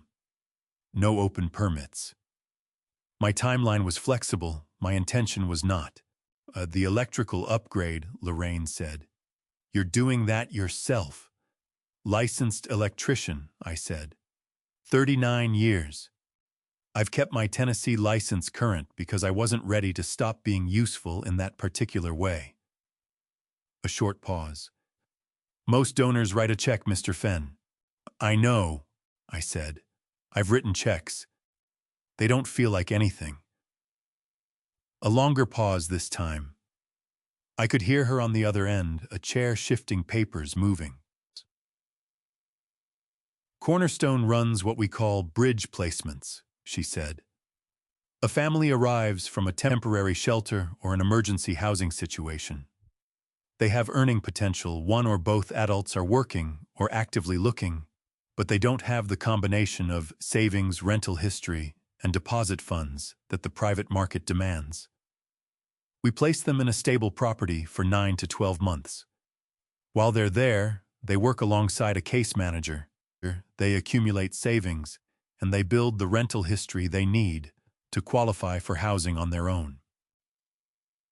The owner keeps title, I said. It wasn't a question. Stuart had walked me through the structure, but I wanted to hear it in her words. The owner retains title throughout, Lorraine confirmed. We execute a long-term use agreement, a formal contract between you and Cornerstone, laying out the terms of our use of the property, our responsibilities for maintenance and tenant management, and the conditions under which the agreement can be amended or ended. You'd get regular reports on the property's condition. You would not receive rent. The placement is funded through our program, but you'd hold full legal ownership and all the tax benefits that go with it. What happens to the family when the 12 months are up? I asked. The goal is that they move into permanent housing they've qualified for on their own, she said. Our placement success rate for families who complete the full program is 73%, reaching independent permanent housing within 6 months of finishing. A pause. The other 27% need additional support. We do not abandon them. We adjust. I stood at the kitchen window while she talked. The fig tree was catching the late afternoon light in a way that made it look more alive than it had ever actually been. Vivian would have noticed that. She would have said the tree was finally justifying its existence by being beautiful in November, which she would have argued was more than most things could claim. I want to ask you something, I said, and I want you to answer it the way you'd answer a colleague, not a donor. All right, Lorraine said. Is there a risk that I'm considering using a property this way because I'm angry at specific people, and this feels like the opposite of what they wanted? The pause that followed was the pause of someone taking a question seriously. Yes, she said, that risk exists. It exists for every donor who comes to us after a family conflict, a divorce, a death, some kind of falling out. Reactive generosity is still generosity. It still puts roofs over families. But it does not always outlast the anger. Another pause. The question I ask in those situations is whether the decision still holds up after the anger has cooled, not instead of the anger, but after it. I thought about Iris Pelham's firm handshake.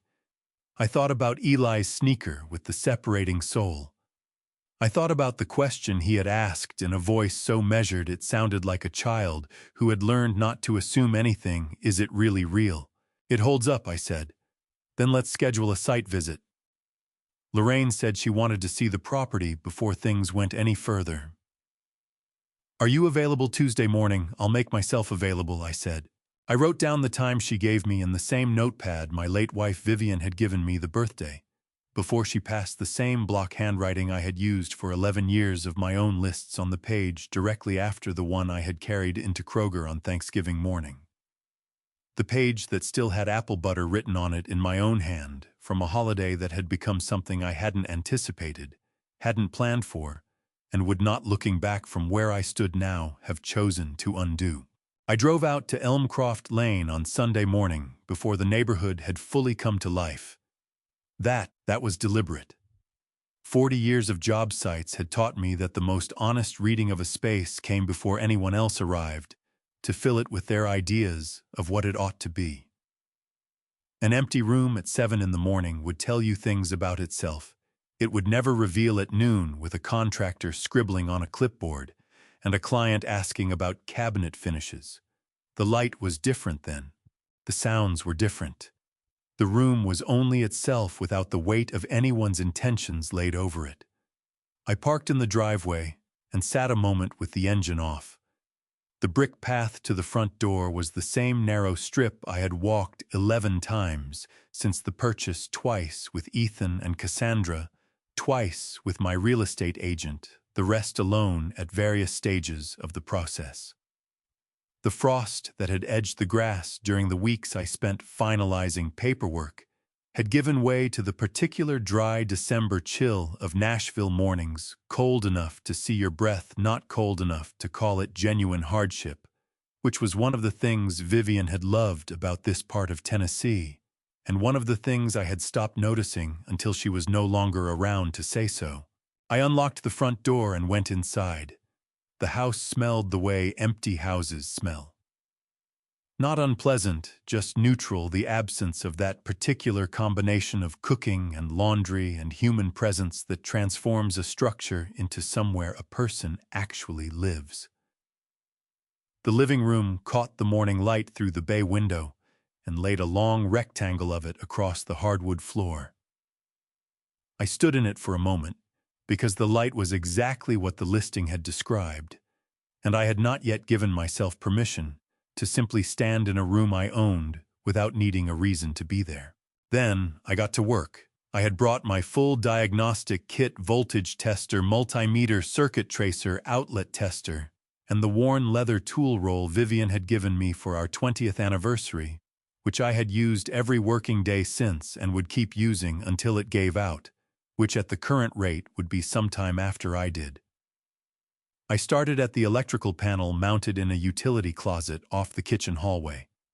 It was a 100-amp service, functional and code compliant for its era, installed in the early 1990s, updated once in 2003 based on the permit history I had pulled from the Davidson County Register of Deeds before the purchase closed.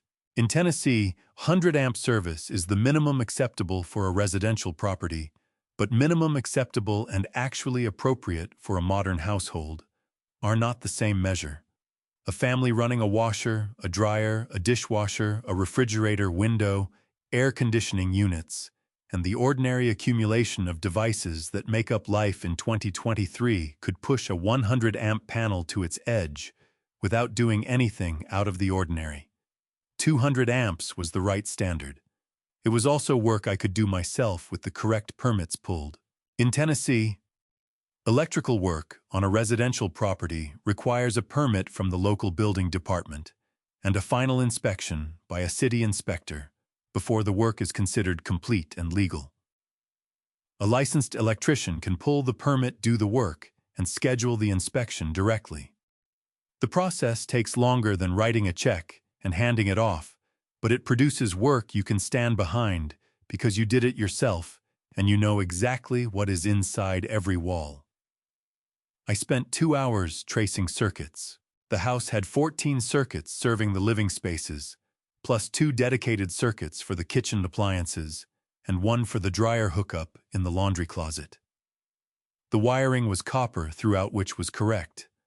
Aluminum wiring in residential properties had been a problem in construction from the late 1960s through the mid-1970s, and a house with aluminum branch circuit wiring required specific remediation. This one had none of that.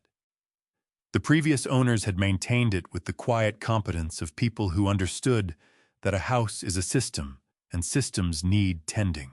What it required was added capacity and grounding improvements in the bathrooms, plus 2 new circuits for the kitchen to bring receptacle spacing up to current code. I made notes in the small spiral notebook I kept in my chest pocket. Not Vivian's grocery notepad, a different one, a job notebook.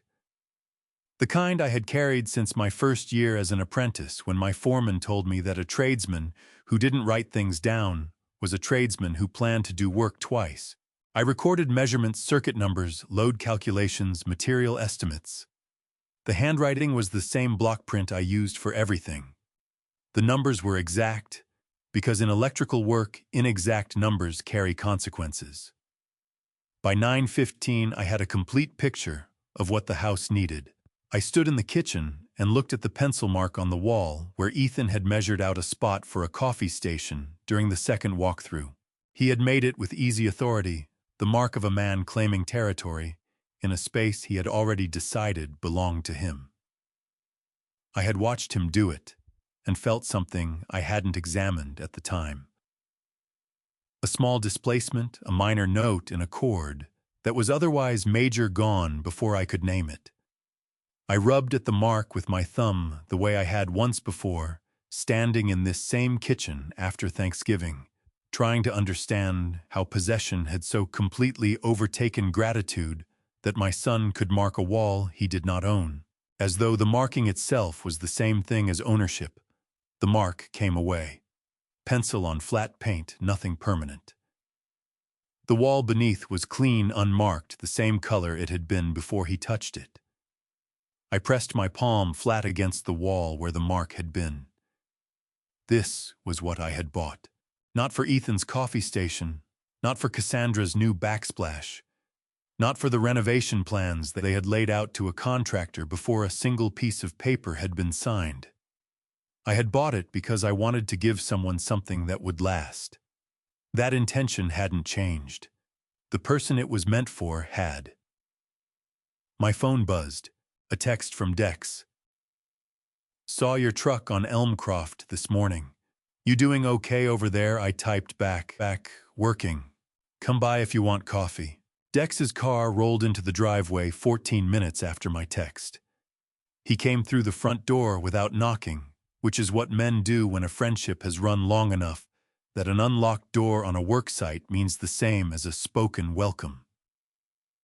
He tracked me down in the kitchen where I was going over my circuit notes. His eyes moved across the notebook, then to the panel closet I'd left standing open, then to the outlet tester on the counter. 200 amp upgrade, he said. I've got a site visit Tuesday with the housing organization, I told him.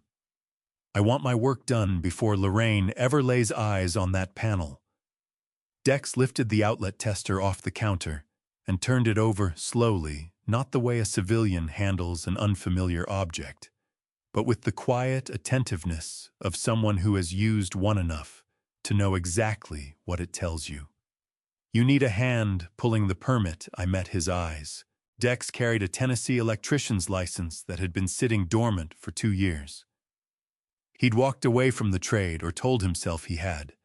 But the reference manuals were still lined up on his kitchen shelf every time I visited, spines facing out, ordered like a man who plans to find his way back to something. You'd need to get it reinstated, I said. I know, he said. Already looked into it last night. A pause. 3 weeks, give or take. $80. He set the tester back on the counter, the same way Arlo had placed his coffee mug the morning before, with an economy of motion that belongs to someone who has already settled the question internally and has nothing left to prove. I've got the time, he said. And this strikes me as worth getting licensed again for. Something in my throat tightened without asking permission, the way it had been doing in small intervals since Thanksgiving. The particular constriction of a man who has collected more honest goodwill in 4 days than he'd noticed in the previous 4 years. 3 weeks then, I said. 3 weeks, Dex said. Until then, I'll hand you what you need and keep the light on the work. I laughed laughed, not the polite kind, but the kind that catches you off guard, that comes loose from somewhere you forgot, was still there the way your body remembers something it had given up on. Dex allowed himself a small, satisfied look, which was right. That's the only correct response to being the reason someone laughs like that. Coffee's in the thermos, I said. Cups are in my bag. Lorraine Osei pulled up to Elmcroft Lane at 9 Tuesday morning, in a dark green Honda that wore its mileage plainly, and didn't seem bothered by it. Shorter than her phone voice had led me to picture 54 somewhere around 5'5". She carried herself with a concentrated efficiency, the kind that develops in people who work full days without letting any of it go to waste. Practical wool coat-collared shirt underneath leather portfolio, with the creased corners of something that gets opened and closed 100 times a week. Her handshake at the front door was what I'd call informational, the grip of someone who shakes hands in difficult rooms and means it to communicate something. "Mr. Fenn," she said. "Gerald," I said. "Come in." Dex was already there. He'd shown up half an hour ahead of her, carrying his own coffee and a legal pad he said was for notes. Which was true, but I also think being back inside a working site assessment after 2 years away had something to do with it, whether he'd said so to himself or not. Lorraine clocked him with a professional's nod, the acknowledgement of someone long used to finding various assembled parties at these visits. Someone who stopped cataloging the combinations people form around serious decisions a long time ago. She went through the house the same way I had on Sunday, room by room, unhurried, stopping at each doorway long enough to take in the space before committing to entering it. Closets opened, every outlet tested with a small device from her portfolio. At the panel she paused, registered the 100-amp service, wrote something down without a word. Both bathrooms checked for pressure with taps and showers running at once. She pushed open the back door and spent a full minute on the covered porch, taking in the yard without speaking. I let her work. Something I understood from decades on job sites: when a capable person is in assessment mode, the most valuable thing you offer is your silence and your answers when they're wanted. She had 3 questions. Was I aware the water heater was nearing the end of its service life? Yes, I'd flagged it, and I planned to swap it before any family moved in. Was the back fence the property boundary, or did land continue behind it? Survey confirmed it was the line. Had I scoped the electrical work? Yes. I handed over the notes I'd made Sunday morning, and she read through them the way someone reads who actually understands what the numbers mean. She looked up. "You produced these yourself?" "Sunday morning," I said. She glanced at Dex. "And you're involved with the permit and the installation. Reinstatement takes 3 weeks. Dex said, "We'll pull the permit the same day we're clear." Lorraine added something to her notes. Then the portfolio closed, and she stood in the middle of the kitchen, hands resting over the leather cover, and looked straight at me with the calm of a person who's finished forming her opinion and is prepared to share it. "Mr. Fenn," she said, "this property fits our program. The location works: transit access, nearby schools, a grocery store within walking distance on Franklin Road. The bones are solid. The improvements you've mapped out are exactly what's needed. And doing the work yourself, instead of papering over problems, tells me you know the difference between what a family genuinely requires in a home and what passes an inspection on paper." She let that sit. "I want to lay out what happens from here." "Please do," I said. "We'll run our own inspection through a licensed contractor that's standard, no comment on your notes. Roughly 2 weeks. If it lines up with what you've documented, we move to a long-term use agreement. That agreement establishes that Cornerstone carries full operational responsibility for the duration of every placement, screening applicants, managing cases, handling maintenance, conducting all contact with whoever's living there." She held my gaze.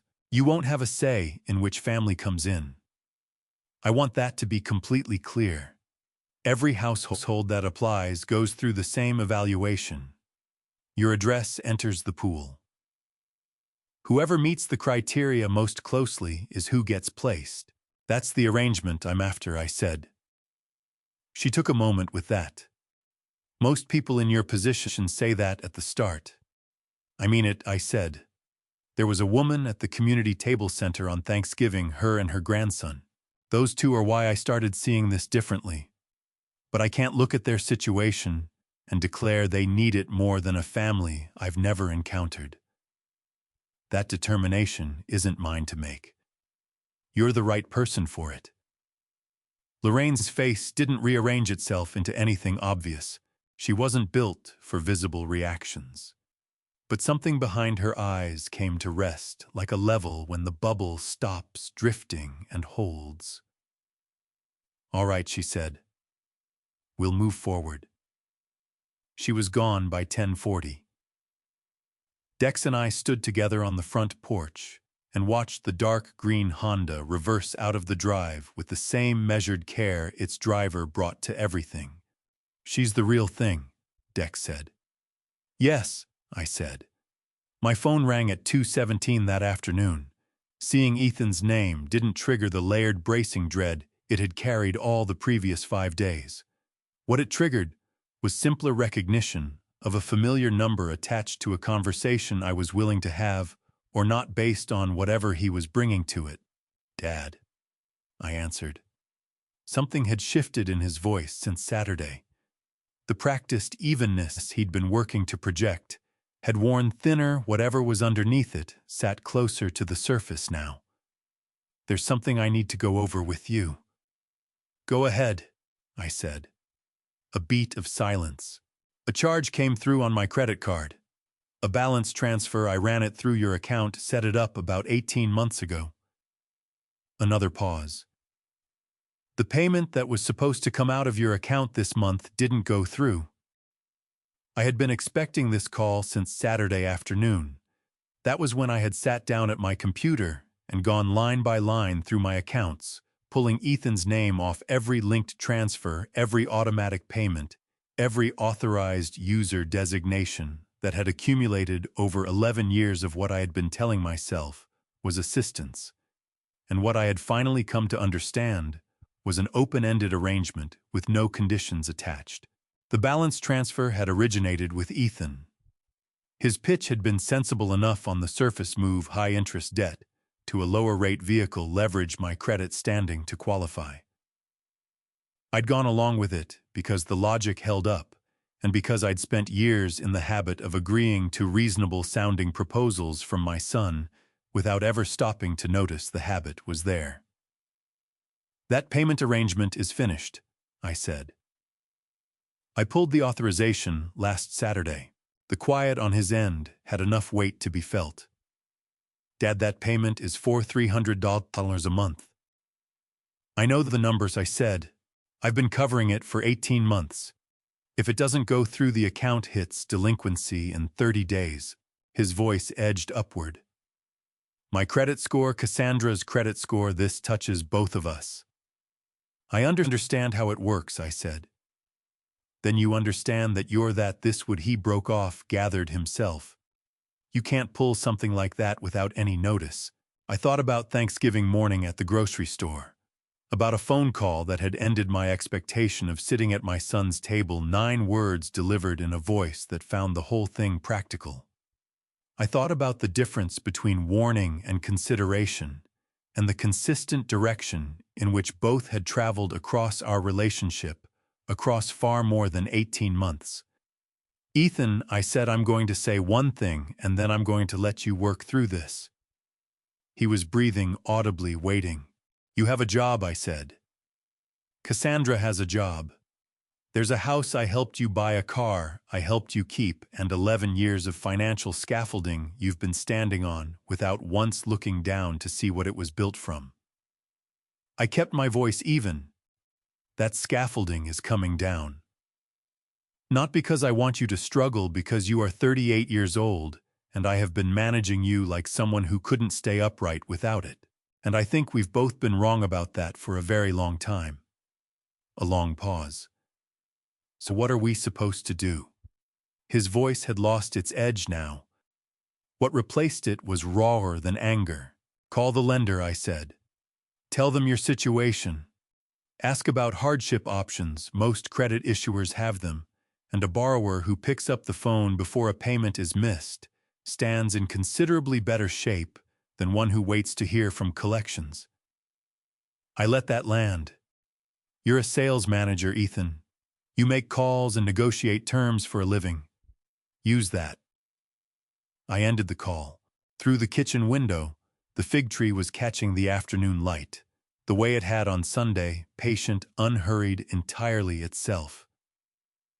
I slipped the phone into my pocket and returned to my circuit notes. I went back to the community table center on the first Saturday of December. No bakery box, no particular agenda. I'd looked up the volunteer hours Thursday evening, 9 to noon Saturdays. I drove to Charlotte Avenue at 8:50, parked in the same space I had on Thanksgiving, and walked in as a man with a few free hours looking to put them to use. The coordinator at the door handed me a form, a name tag, and disposable gloves. Supply room. Donated winter clothing sorted by size. I spent 90 minutes sorting coats and children's snow pants into bins labeled with masking tape, precise enough work to keep my hands engaged while the rest of me turned over the week I had just come through. At 10:30 I heard Eli before I spotted him. His voice was carrying at the natural volume of an 8-year-old, which is to say roughly twice what any given room requires. He was deep into an explanation of why fractions had been fundamentally designed wrong and what the correct approach should have been.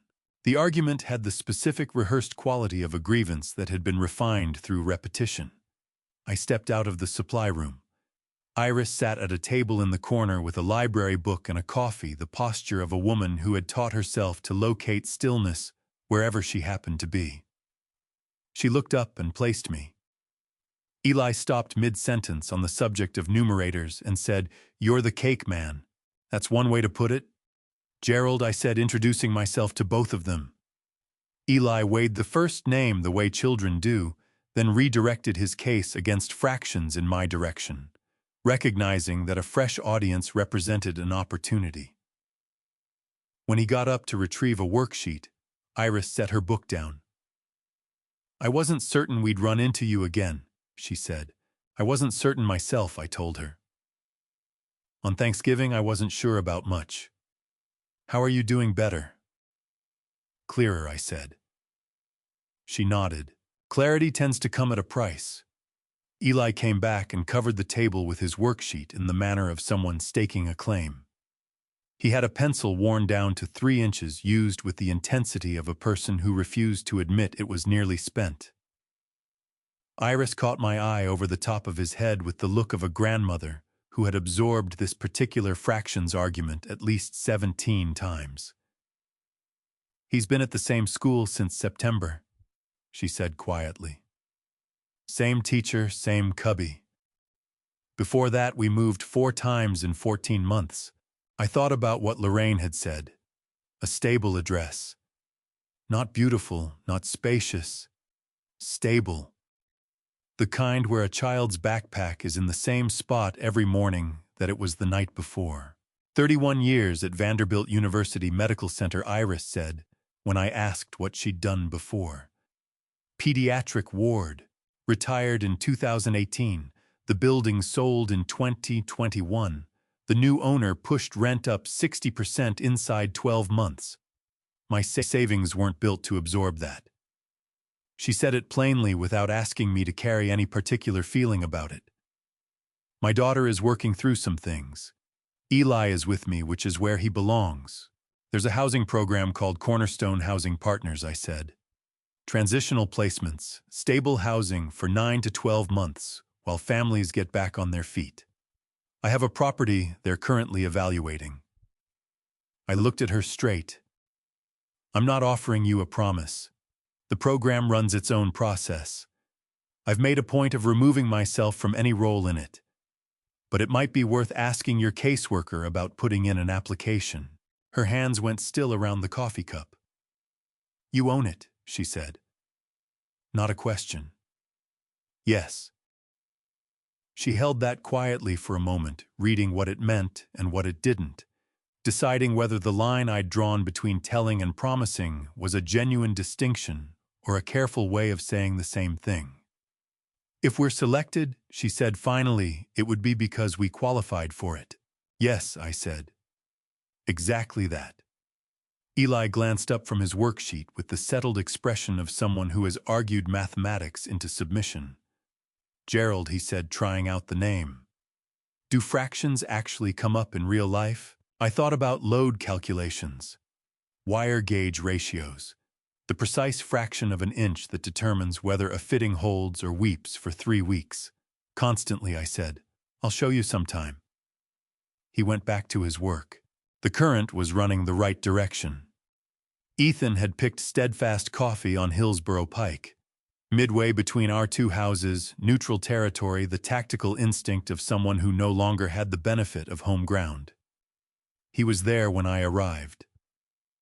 Back against the wall, eyes on the door, coffee sitting untouched in front of him. His hands were wrapped around the cup the way hands reach for something when they need to hold on to anything at all. I ordered at the counter and sat down across from him. The credit card company agreed to a hardship arrangement, he said. Minimum payment reduced for 6 months. I called like you suggested. Good, I said. Cassandra picked up a second consulting project. We're managing. He looked down at the cup, then back at me. I've been going over what you said Saturday about the scaffolding. I didn't see it as scaffolding. I knew you helped us. I didn't think about what it was, structurally, what it meant, the fact that it was always there. His jaw tightened briefly. That's not an excuse. I just want to be straight with you about what I actually understood as opposed to what I should have. It was the most unguarded thing he'd said to me since well before Thanksgiving. I acknowledged it without staging a response because when you perform a reaction to honesty, you teach the other person that honesty is for performance rather than for truth. I hear you, I said. Is there any version of this where we find our way back? He asked. As a family. That depends on what you mean by back, I said. If you mean returning to the arrangement as it was, I'm not willing to do that. Not as punishment. Because it was doing damage to both of us and neither of us saw it clearly until 10 days ago. So 40 years of being your son counts for nothing. 1 Thanksgiving, I said, and 4 years of cutting me off from my brother. 8 months of asking neighbors whether I was losing my mind. 11 years of financial support you described to coworkers as the old man finally being useful. Thanksgiving wasn't the cause, Ethan. It was the moment I finally understood what I'd been looking at. He pushed back from the table slightly. You're never going to forgive me, he said. I already have, I said. He looked at me with genuine confusion. But forgiveness isn't the same thing as restoration, I said. I forgive you because the weight of not doing it is more than I'm willing to carry. But it doesn't rebuild what came down. It does not restore automatic access to my time, my money, my presence, as though the last 10 days were something we could agree had not occurred. I leaned forward. What it opens back up is the possibility of something different, something honest. Where you are my son, because you choose to show up as my son, not because I've made it financially convenient to keep me around. He stared at the table. I don't know how to do that, he said. The different version. Neither do I, yet I said. That's the whole point. We work it out without a map. That's also what makes it real, rather than just easy. When he finally raised his eyes, his face had shifted, not resolved, not healed, but changed the way a room changes when you crack the window. No longer sealed, the house on Elmcroft, he said. Is that already done? Yes, I said. It is. One small nod. the nod of a man receiving a fact, not contesting it. We sat another 10 minutes talking about nothing in particular, the traffic on the 210, the cold spell, a place on Franklin Road that had changed hands. Small talk that means two people are willing to stay in the same room after something difficult has run its course. I picked up both coffees on the way out because some habits take longer than others to look at squarely. Stuart Quill called on the Thursday before Christmas to let me know the long-term use agreement had been fully executed. 23 pages, both parties signed, notarized, filed. Title to Elmcroft Lane stayed entirely in my name. What I had transferred was not ownership, it was use. The organized, supervised, case-managed use of a house that was still mine by families, chosen through a process I had deliberately kept myself out of. Stuart said to reach out if anything came up. I thanked him and ended the call before he'd finished the sentence. Then I called Dex. He picked up on the second ring with the sharpness of someone who had been holding part of his attention near the phone all morning without saying so. Agreements executed, I said. A brief pause. Then we're on the job tomorrow. We started at 7 Friday morning. The December air had the quality Vivian used to call good working weather. Cold enough to be honest, not cold enough to punish you for being out in it. I thought about her every time the air felt like that. I had stopped fighting the habit. Dex was already in the driveway when I pulled up his truck loaded with conduit and wire and the 200-amp panel we had ordered from the supply house on Nolansville Road. He was studying the roofline the way tradesmen study a structure before they start finding the building's logic, before they introduce any of their own. We didn't need much conversation. That was the particular satisfaction of working next to someone who knew their trade. The job became the dialogue. By noon, the old panel was disconnected, and the rough work on the new service entrance was underway. We ate sandwiches on the covered back porch. Dex had brought them in a cooler, without mentioning it beforehand, the kind of thing Dex did. The December sun came down on that porch exactly as the listing had described. Lorraine called this morning, I said. Inspection report came back clean. Program is moving into placement evaluation. Families are being screened now. Dex looked out at the yard. Iris and the boy. I don't know, I said. I asked Lorraine not to tell me who had applied or how they ranked. If they're selected, I'll hear about it when the placement is announced. If they're not, someone else needed it more. That's the right result. You actually believe that he asked, not skeptical, genuinely curious. Yes, I said. I do. Dex folded his wax paper into a neat square the way a man does when emotion has long since become second nature. Then he looked at me straight. Vivian would have been proud of you for this, he said. Not the house, specifically the way you handled the whole thing. She used to tell Glenna you were the most capable man she'd ever known, but that you had a blind spot about what you deserved. Spent 30 years trying to fix it and wasn't sure she'd made a dent. Something locked in my throat, in the same particular way it had been doing since Thanksgiving. A man who has not cried in front of anyone in 6 years and is not about to begin now, but whose body keeps its own record of what is worth the effort. She would have picked the kitchen backsplash herself, I said, and told Lorraine it was just a suggestion. Dex laughed, and Lorraine would have thanked her and done something entirely different. And Vivian would have thought that was exactly right, I said. We went back inside and finished the work. At 4:30, I stood in the utility closet and looked at the new 200-amp panel where the old one had been. Same wall, same closet, different capacity, more room for what the house was going to be asked to carry. The streetlights came on along Elmcroft Lane one by one as we loaded the trucks unhurried, certain the way a neighborhood announces that the working day is over, that people inside have turned their lights on, that life is continuing in all its ordinary directions. Lorraine called on the second Tuesday of January at 8:43 while I was pulling the old hot water heater at Elmcroft Lane. I wiped my hands on my work pants and answered. "The placement panel has completed its review," she said. "The family selected for the first placement is Iris Pelham and her grandson Eli. They ranked first on every qualifying criterion. I want to be transparent with you. I was aware you had met them. I reviewed their file against the next 3 ranked households. The gap was significant. They would have placed first regardless of any prior contact between you." I sat down on the edge of the bathtub because my knees had made their own decision without asking. "Thank you for telling me that," I said. "Move-in is set for the first Saturday of February," Lorraine said. "Is the property ready?" "Hot water heater done by noon today," I said. 200 amp service certified.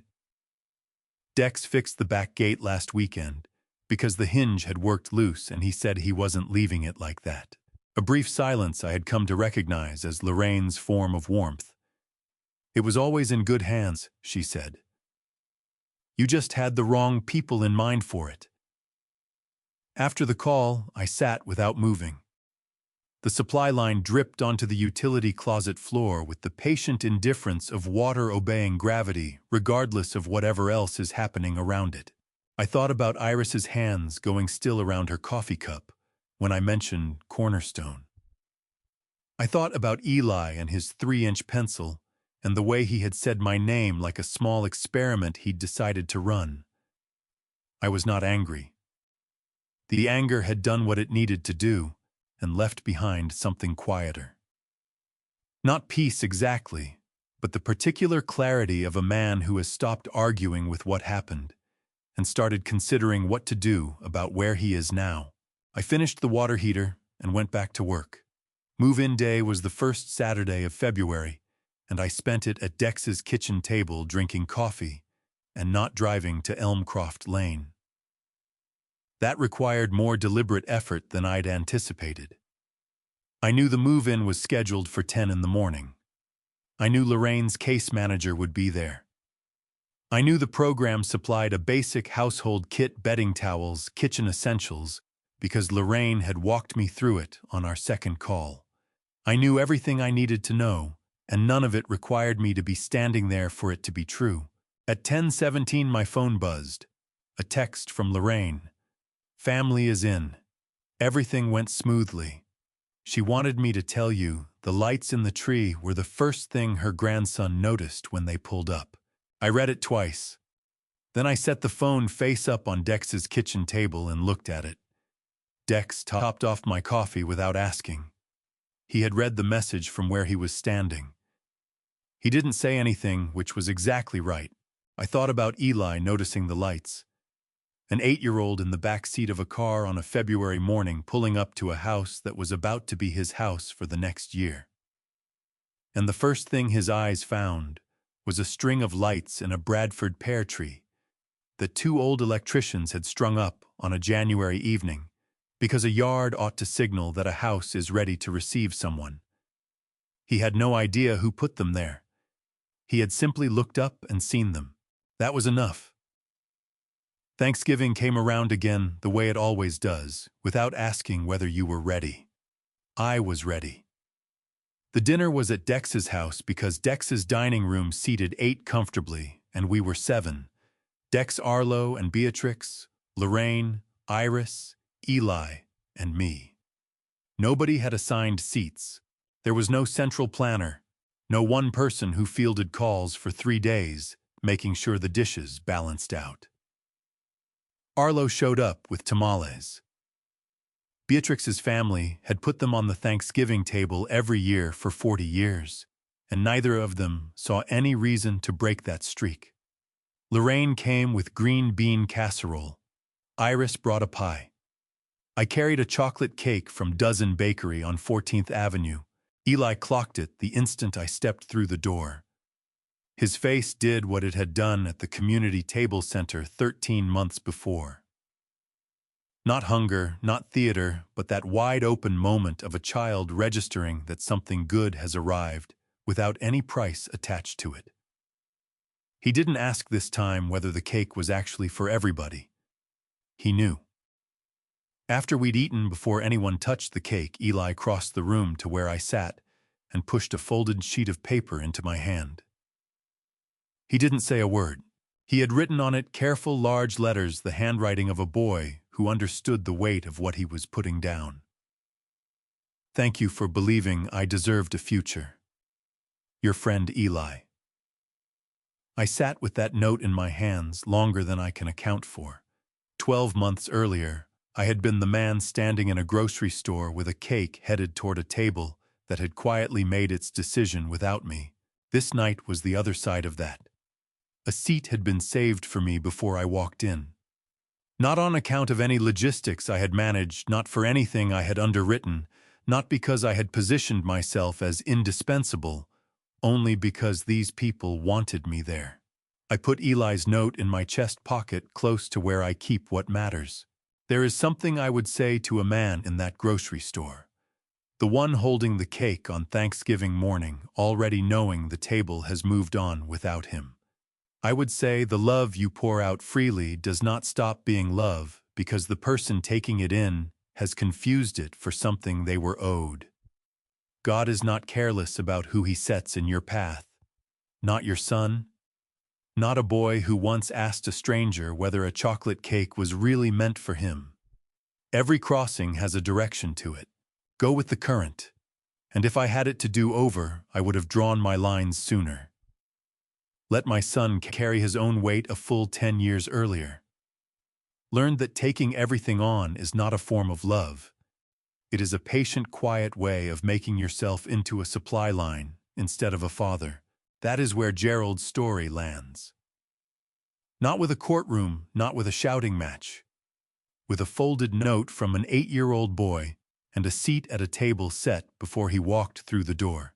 What this cost him was not small. 11 years of quiet generosity, a son he had wanted to believe in, and 4 years of a brother's company that had been stolen from him by a lie. I believe God does not waste those losses. The people placed in Gerald's path, Iris, Eli, Dex, Lorraine, were not accidents. They were the direction the current was always trying to run, once he stopped blocking it with everything he was absorbing on behalf of people who had mistaken his patience for weakness. Here is what I take from his story. If you have been carrying someone who is capable of standing, set them down. Carrying too long teaches them you are a resource, not a person. When a child in your family shows you who they really are, believe them the first time. Do not wait for a second Thanksgiving to confirm what the first one already told you. Money given without boundaries is not generosity. It is a slow transfer of your own dignity to someone who will not notice when it runs out. And hold your boundaries not to punish, but to protect the love that is still worth giving to the people who actually see you. These are the father stories worth telling. Not the ones where everything goes smoothly, but the ones where a man loses what he thought he had and finds out it was never really his to begin with, and then builds something real with what remains. That is family justice. Not loud, not legal, just quiet and correct. If this story reached something in, you share it with someone who might need it today. Leave a comment telling me what stayed with you. And if you want more father stories like this one, subscribe to Alpha Dad Stories. I will be here each time one is ready. Thank you for listening. Take care of yourself.